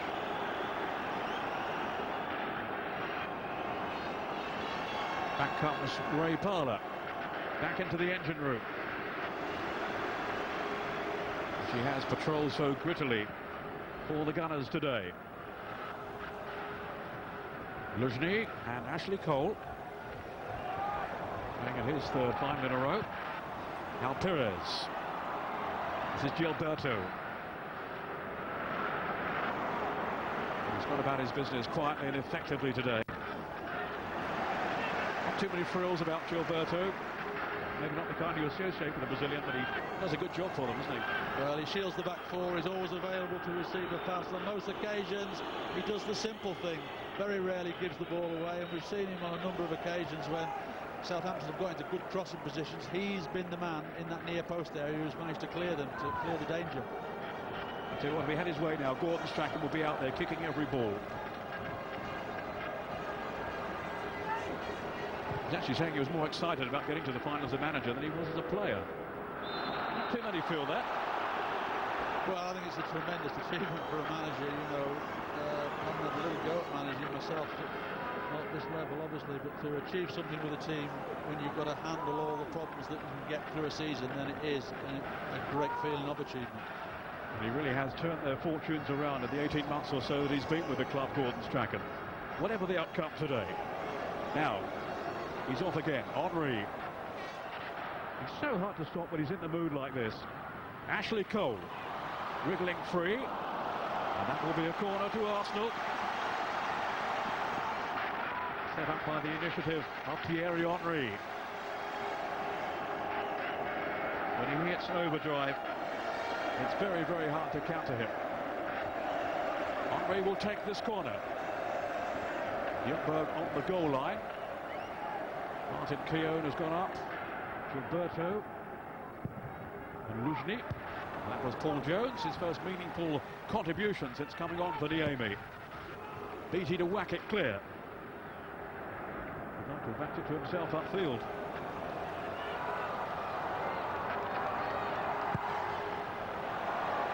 Telfer. Another miscue from Seaman. It's put he and his teammates under some pressure. Relieved by Luzhny. Chris Baird. Now Bridge.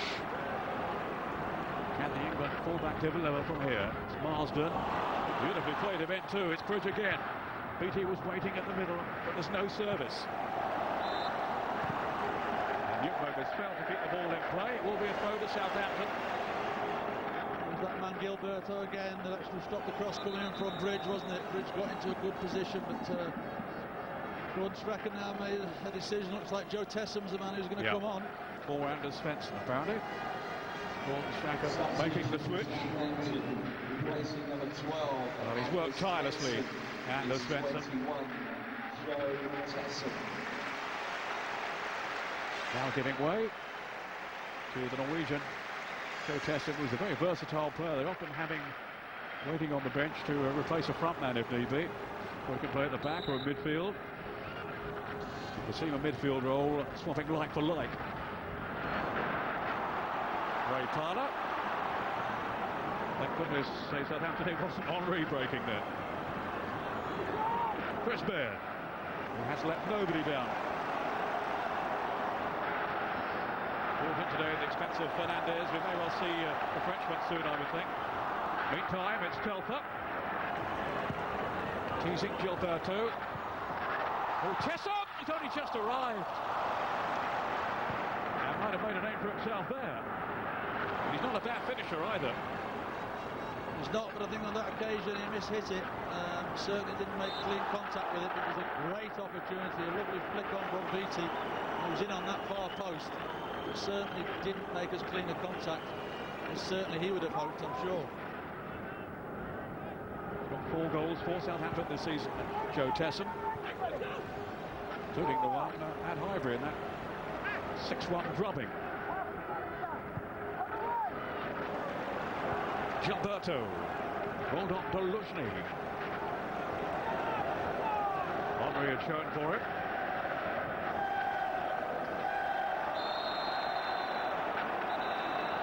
Another free kick to Arsenal, and Dennis Bergkamp is now about to be replaced by Sylvain Wiltord.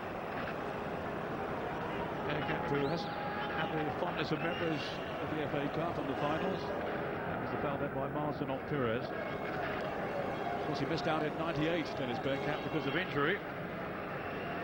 But he'd had such a fantastic year too for Arsenal.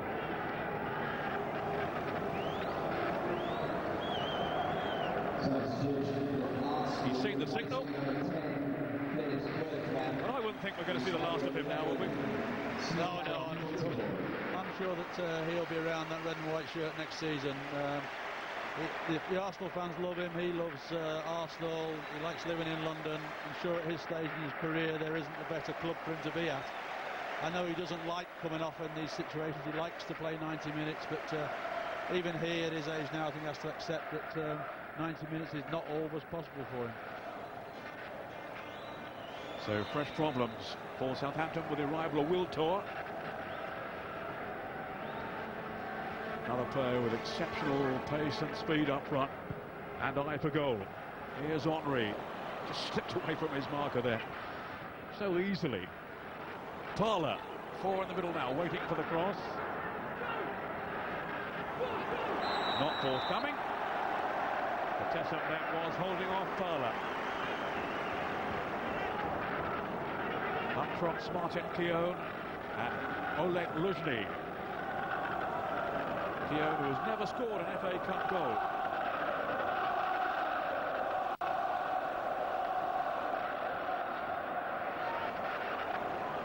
He would really welcome one now from anybody, Arsenal, just to ease them through. Henry's cross. Easy takeaway for Paul Jones. Southampton's substitute goalkeeper.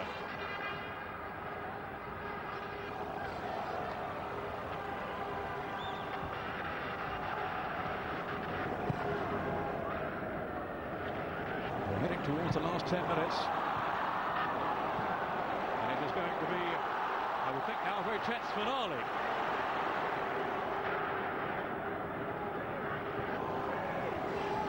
I mean, they've slipped, Southampton have slipped Marsden into the centre of midfield now. Obviously, he wasn't having the influence that certainly Gordon would have liked him having out in that wide left, so they brought Tesson on that left-hand side and moved Marsden into the middle to try and supply the balls, better balls into the front players.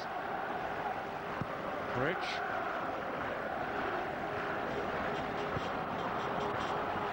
Now Ormrod. He's done well too. This is Tesson. Bridge to Tesson again.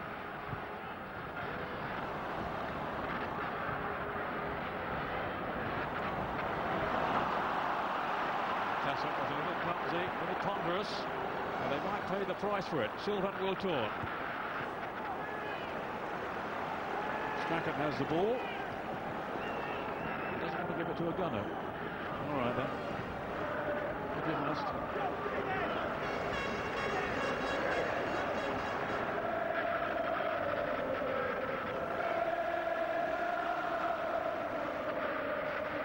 Henry. Making no impression, no headway this time. But likely to cause panic. Henry's near that Southampton goal. Luzhny up to Parler.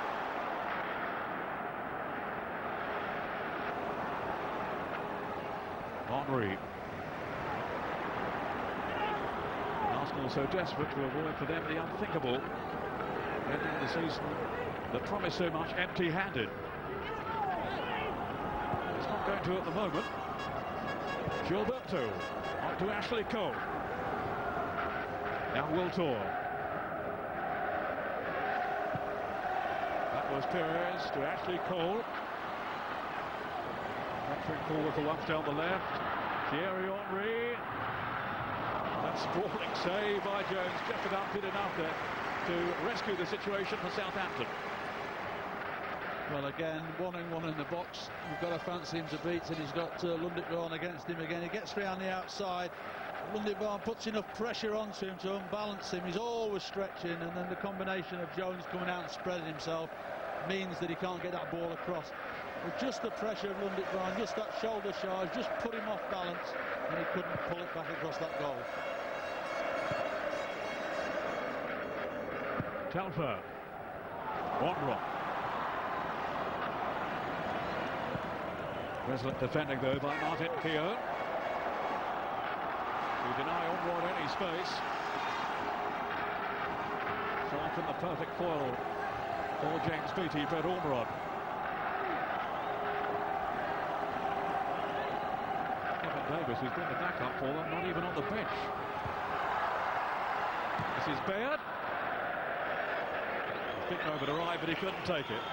Well, that's the second opportunity he's had from that sort of distance. He had one in the first half, similar, and did exactly the same. Didn't really believe in himself, leant back, and it went hopelessly over the bar. Well, the dream is still alive for Southampton, but only just. He's not too convinced anyway.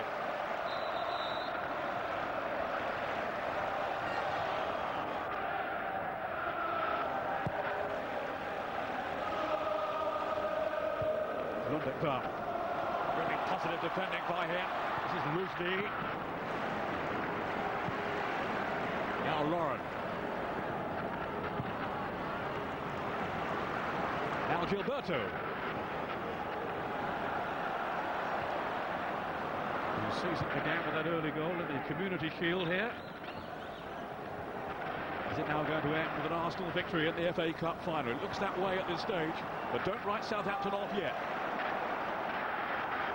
Again, the abrasive Parler wins it back for Arsenal. Then Henry and Wiltor just offside. Another Arsenal goal, and surely that will be it. But as things stand, there's still hope for Southampton, especially with the spirit that they have shown this season. Tessa, then Ortrod, getting clear! And a fantastic reflex save by David Seaman, as if to say, listen, I'm worth another year. Great save. I mean, it looked from here that Ortrod may have handled this when he pulled it down. He certainly did with his left hand, but the referee didn't see it. But it's a great save. It's straight at David, but certainly he's got to have good reflexes to turn that away. He seemed to roll down his arm then, Ortrod. But Seaman certainly couldn't be sure. And that was another wonder stop by the England veteran. Oakley with the corner. Well, Southampton, I think, want to bring on Fernandes now. Well, a tremendous stop in the semi-final, remember that, from Pesky Solido, and this was another top-class effort. Yeah, I mean, that's the sort of save David would expect himself to make, because it is straight at him, and just it's straight at him, but still regard you need strong reflexes, certainly, without a shadow of a doubt. Whereas the one in the semi-final, he had to move, spring, everything that he had to do to make the save. Gilberto, then to Ashley Cole. Southampton still have time to save it. And Allport must have thought that he had found an equaliser. Keown getting a second bite at it. Now it's Ray Parler. Ljungberg. Tess up for Southampton.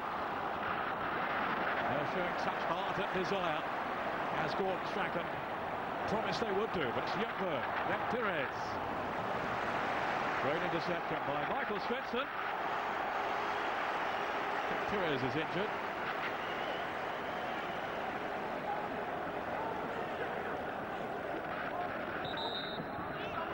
Will we now see Fernandes?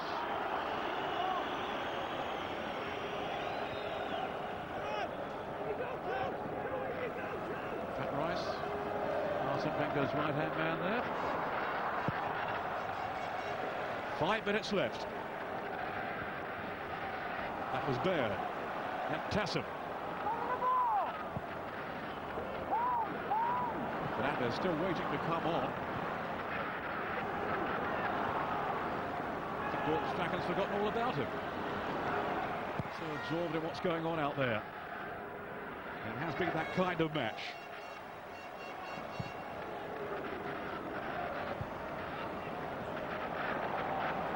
Perez, Parler.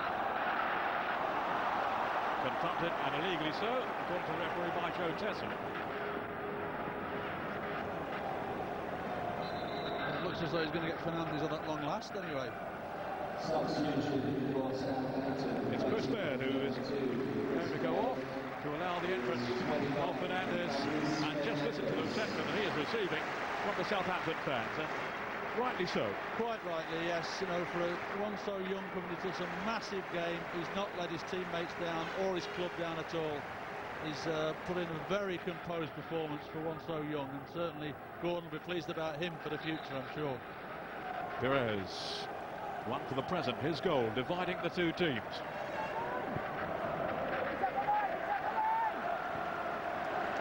Now Wiltor. There's only Henry right up front for Arsenal. Still Wiltor. Well counted in by Paul Jones. Luzhny. Will Gordon Strachan look back and wonder, well, might have been different had I played Fernandes, he might have just given us that spark, but they haven't really had. It's always easier in hindsight to look back and say, well, maybe if I had done this or maybe I had done that. He honestly believed that the side that he put out that beat Arsenal, they're only losing 1-0 to them. They haven't been outplayed totally. Obviously, Henry's been the difference between the two sides with his electric pace. But the one area maybe Gordon would be disappointed is that they haven't opened up Arsenal's back four, which really is one that's got one or two players that maybe are not 100% fit, but they haven't been put under enormous pressure throughout the game. Well, they certainly haven't let Arsenal run away with it. If they do lose, there won't be a tour of the city for Southampton. Gordon's tracking says he's not interested in that. If we don't win, why should we have one? Not so sure about that. They're still given an excellent display here, given their all. And maybe the fans would like to show their appreciation. Gordon's the winner. Yes, he certainly is, and you know, he wants them to enjoy this, but he wanted to finish up with a trophy, and that would have been really the icing on the cake for him. It's looking more and more doubtful at this moment. Here's Henry from Ljungberg's pass. Still Thierry Henry, deflected, but then pushed wide by Jones. And a great reaction save. Anything David Seaman can do, so can I. Well, it was, because when Henry breaks through here, Ludovic Varane gets across him, but it deflects. Certainly Jones has got to readjust there, get after it, gets his top hand to it, and deflects it to safety, but that's an excellent save.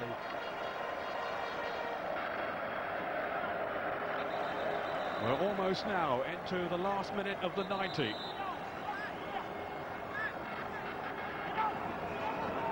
Henry and Pires, the French combination.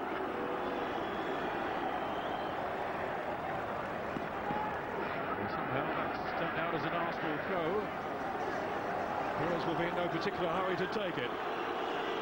But there will be 4 more minutes of stoppage time. Of course, should it go in, just to say, Ray, if it does go into extra time, that's what we'll have, and then penalties if need be. It has to be settled today. It doesn't surprise me as 4 minutes, because we had quite a long stoppage there with the goalkeeper, didn't we? Gilberto, a risky ball, but he's found Laurent. That will tour. So fresh up front for Arsenal now since replacing Dennis Bergkamp. Here's Parler. Yet again outstanding for the Gunners today. He's an unsung hero for them. Ljungberg. Not going to throw too many forward now. Here's Gilberto. It's just possession for Arsenal. Parler to Wiltor. To a Laurent rather. Now it's Ljungberg. Feeding Cole. Southampton can't get the ball back off them. It'll be harder now. Henry's got it. Ljungberg.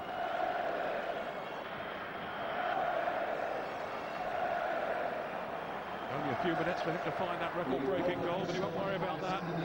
His only concern now will be Arsenal winning the trophy. Henry.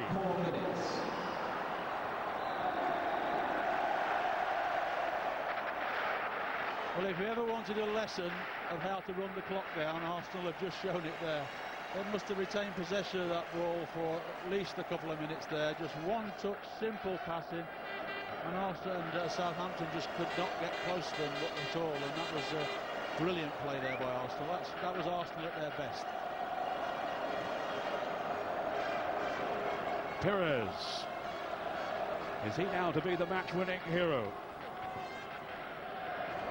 It's off Marsden for a throw to Arsenal.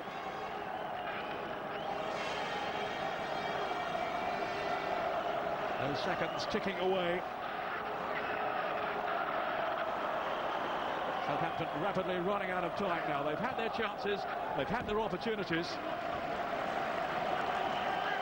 But surely now Arsenal aren't going to throw it away. We said that, though, about the championship, the Premiership. Yes, but I think, you know, they are desperate to win this, Arsenal, because they really don't want to finish what has been a very, very good season for them without picking up some sort of trophy. And this isn't some sort of trophy. This is one of the big ones. They haven't been at their brilliant best today, but let's not forget how well they were playing earlier in the season.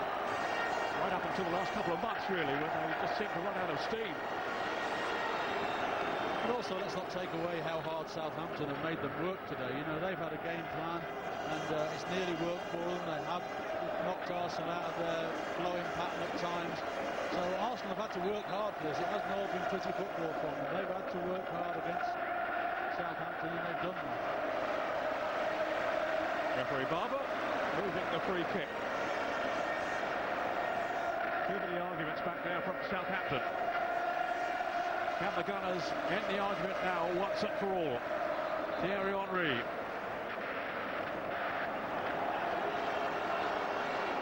Caution for Michael Svensson for his part in all that.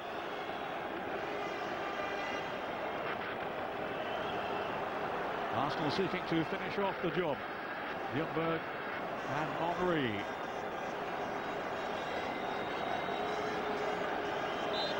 Finally, the referee is content. Here's Parler.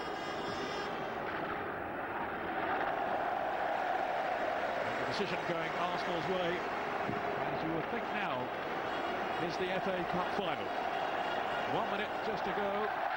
There's an idiot on the pitch. He's not a player. He's a fan. And he won't be seeing the final minute. Or any other minute, looking at the way he's been dealt with. Quite rightly as well. When will they ever learn? It's Sven, isn't it? Sven's in the stand. Enjoying this final, as we all have. I think Gordon Stack is confused as anyone now, so what's happening here? They can't seem to take the free kick. Knocked out by the fool who ran on the pitch, who caused a bit of mayhem. We won't be showing him. You want to see him anyway. At last the kick is taken. We've now played those 4 minutes added on. Just a question now of how much more time referee Barber will allow. One last flourish perhaps from Southampton, who have fought so gallantly, but just haven't had the break.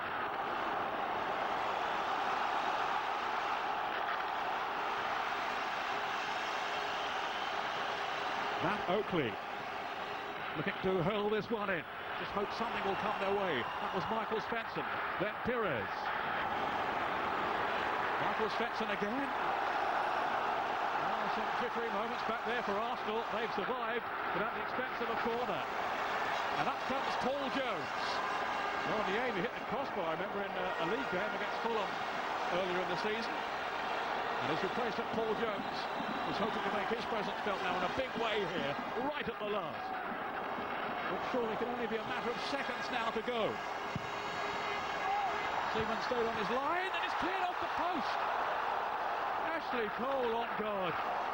Oh, what relief for Arsenal, and what frustration for Southampton. Well, dear oh dear. What a wonderful save there from Ashley Cole. It was in without a shadow of a doubt, but somehow managed to get that left thigh up. As we've said all the time, this is the one chance Southampton have had throughout the 90 minutes. Fernandes with the corner. Aiming for the likes of Svensson and Tessem and Jones, of course. Seaman seemed to be battered then, but the referee has allowed play to go on. Well, that's it, and Arsenal have retained the FA Cup, but only just. That last-ditch clearance by Ashley Cole on his goal line has saved the day. And the holders are winners for the 9th time in their illustrious history. Back-to-back triumphs in Cardiff, to help erase the bitter and shattering memory of losing out on the Premiership crown. The winning habit is back for Arsene Wenger's magnificent side on the day. Just too strong for Southampton for all their gallantry, their spirit and their determination. Sol Campbell, who missed out through suspension, but a beaming smile from Arsene Wenger. Yes, well, he'll be so pleased. He knows how hard his players have worked throughout this season and how well they've played for 7/8 of the season. But to finish up with nothing would have been an absolute disaster for them. But they've finished up with the FA Cup, and you can see how ecstatic they are. And Sol Campbell right in the middle of them there, just, you know, to get something out of the season, having worked for 9 months with the way they have, is tremendous for them, and they deserve that. I feel sorry for Southampton. Certainly, no, Marsden's worked extremely hard, etc. But at the end of it, Arsenal deserve something out of what has been a tremendous season for them. Well, FA Cup winners for the 3rd time in 5 years. They were so anxious not to end a season that promised so much with precious little. And they had their reward in front of the Gunners supporters, whose mood has rapidly changed now from the utter misery of 2 weeks ago, but it was so nearly there, saved by Southampton.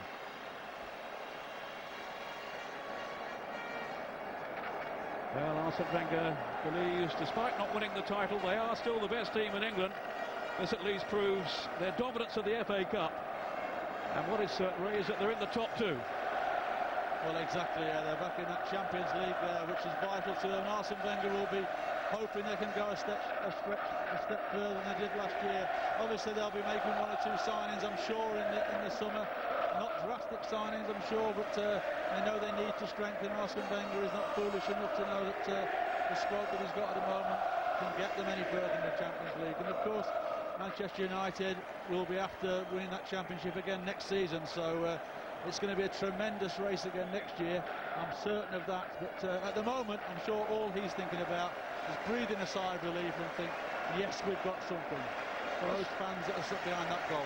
Some people doubt his affection for the FA Cup, but he says he loves the romance of it. He watched it as a youngster on television. And of course, it has given them something at the end of this season. Well, you only have to look at those scenes down there at the moment, and to say that there's no magic in the FA Cup, it's an absolute load of rubbish, because this is a special place to be on the last day of the season. It really is. There's a great atmosphere. Both sets of fans have been tremendous with their support throughout the 90 minutes. And you only got to look at the disappointment of those Southampton fans and the elation of the Arsenal players to show how much this FA Cup means to them. Southampton's biggest day in 27 years has ended in disappointment, ruined by Robert Pires with the only goal of the game. I mean, some people felt, Ray, it will be a bit of a one-horse race, but it certainly wasn't that. No, I think some people did think it'd be a one-horse race, but I think a lot of us also thought that Southampton on the day can be a match for anybody, and their game plan was to upset Arsenal's flowing football. They did do that for long spells, but Arsenal showed the other side of them. Yes, they can play flowing football. Henry at times was unstoppable, but today they were also prepared to battle. I mean, Sol Campbell there with Lushney, who took his place in the back line.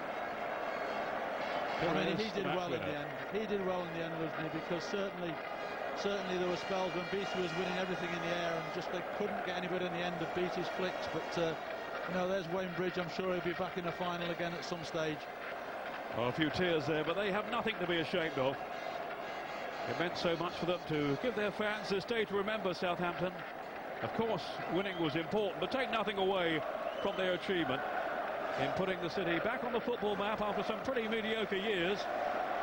Gordon Strachan and his men can take enormous pride from their season's work for all the heartbreak that they're feeling just at the moment. Yes, I mean, it's something to build for them, isn't it? They've had a great season. They're in Europe next year. That's going to be a tremendous challenge for them as well. And certainly, it's a season that Gordon Strachan and these fans to our right-hand side, they will not forget for a long time. And I'm sure that the thing is now that Gordon has set the level of performance he wants from his team. So now they're going to have to go on from there next year, because expectation levels will be higher for Southampton Football Club than they have been this year. Well, the trophy about to be presented in a moment or two. David Seaman with Bob Wilson there, the old Arsenal goalkeeper. The man he might be replacing, of course, is Arsenal's goalkeeping coach. But not for a while, it would seem. He wants to carry on playing, and after this performance today again, you can't blame him for that. No, David is very, very close to Bob Wilson. Bob has worked with David now for some 10 years now, and I think David is like a second son to Bob, and David respects him so much, and therefore quite rightly takes him down to the Arsenal fans. Oh, his 11th major trophy now. 566, I think it is now, appearances for Arsenal, David Seaman. And he'll be treasuring this one as much as many of them in the past for all his successes. The guest of honour, Sir Bobby Robson. Remember so well his great day back in '78 when Ipswich as underdogs overcame Arsenal. The first of 3 successive finals then for the Gunners. Well, they've had 3 in a row this time, and they have won the day again.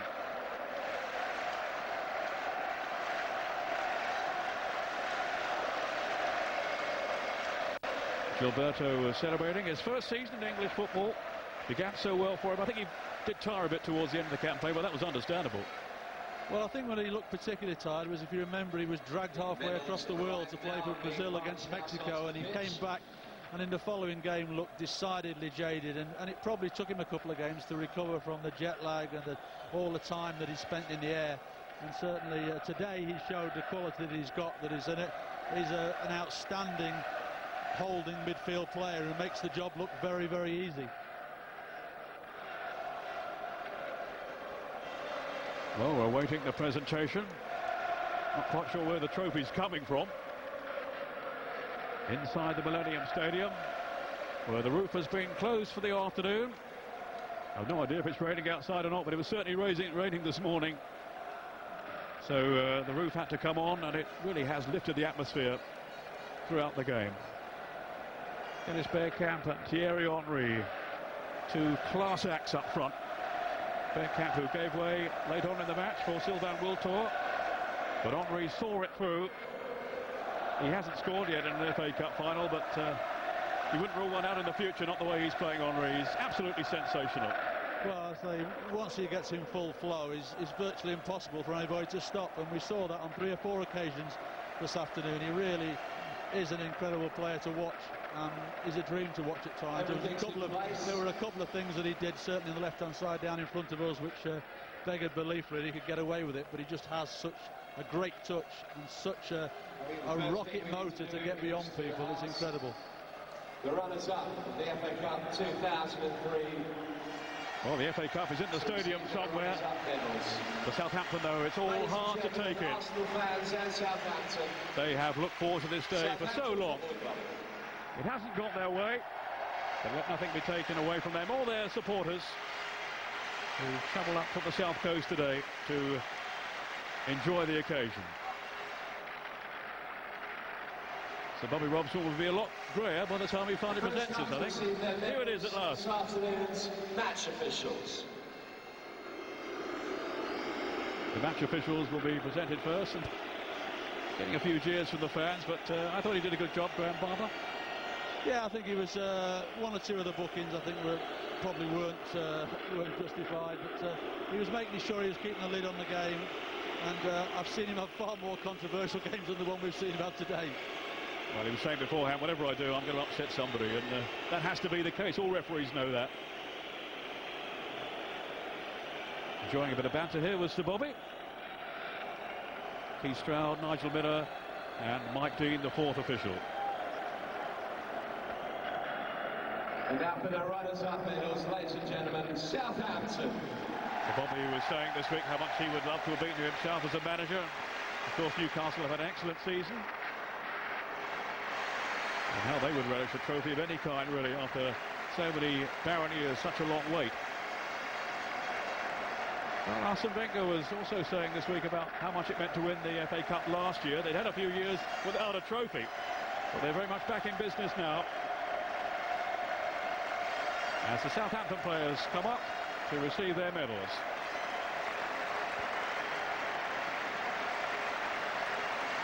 Anthony Amy being helped up now onto the rostrum, well, that's good to see.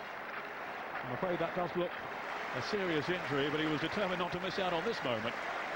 No, to be fair to him, he came back out, he hobbled out the tunnel, was helped out the tunnel and sat on the bench for the last 10 or 15 minutes of the game. He was determined to be part of it, and as he has been now, coming out and being helped off there, but that looks like it's going to be a long, close season for him, not too much holiday. He's going to be on the treatment table, I think. Michael Svensson, so strong at the back. Wayne Bridge, who made many a darting run down the left. And young Chris Baird. I don't know when he heard he was playing today, but I would imagine it was fairly near the kickoff. Well, you would think so. He's looking at that loser's medal and maybe thinks, oh, I'd love to have that winner's medal. But he's performed on a big stage here today. He's not been overawed by the occasion or the team that he's played against. He certainly had a game that he'll remember. He will be disappointed not to have won it, but certainly he's one for the future, I would have thought. Well, it's not to be All Saints' Day in Cardiff. Gordon Strachan will be feeling remorseful. He can take such pride from his team's display and the way they took Arsenal right to the wire. And this is what it is all about, the FA Cup. So Bobby remembers it well from '78. Roger Osborne, wasn't it, scored the winning goal, I seem to remember. You're right, And yes. only leaves me to invite the winners of the FA Cup. And here they are, the winners of the FA Cup 2003, Arsenal. With David Seaman right at the back, waiting for his moment. But Ljungberg didn't get the goal that would have made him a history-making scorer. Scored in the last two, but not today. He had his moments, he had his chances. Maybe Sir Bobby is pointing that out to him, as if he needed reminding. But all will be forgotten now, with the Gunners victorious. The first back-to-back winners since Ray Clements' old club Tottenham, back in the early 80s.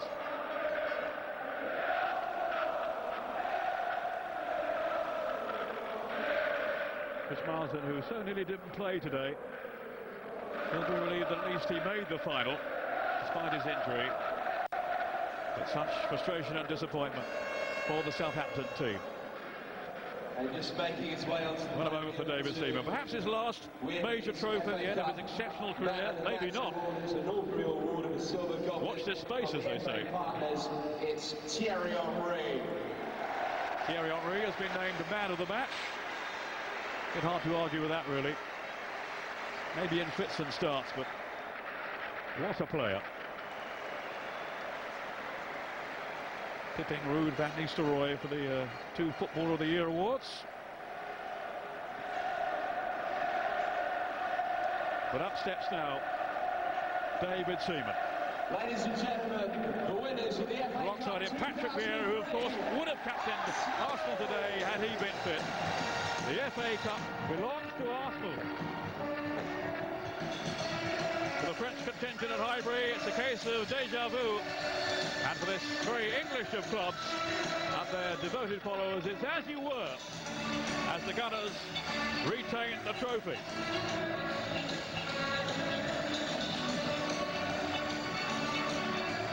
And from those seats, Ray Noman enjoying it more than Sol Campbell. You'd think he'd played in the game, wouldn't you? I mean, he's jumping around like a 14-year-old. He's loving every minute because it's been so hard for him this last 2 or 3 weeks that he's not been able to be involved in the end of the season when they've been so near to winning the double. But at the end of it, they've got something, and certainly he'll be a very, very happy man, as will Patrick Vieira there as well. Well, they fear they might end the season empty-handed, but it's not to be. They haven't won the Champions League, they haven't won the Premiership, but they have retained the FA Cup. Robert Pires with the 1 goal of the afternoon. He says he wants to stay on with the Gunners, and I'm sure he will, especially after this today. As the Southampton players walk round the field, looking disconsolate, but with every feeling to be proud of what they have contributed today. It is all the same, Arsenal's afternoon in Cardiff.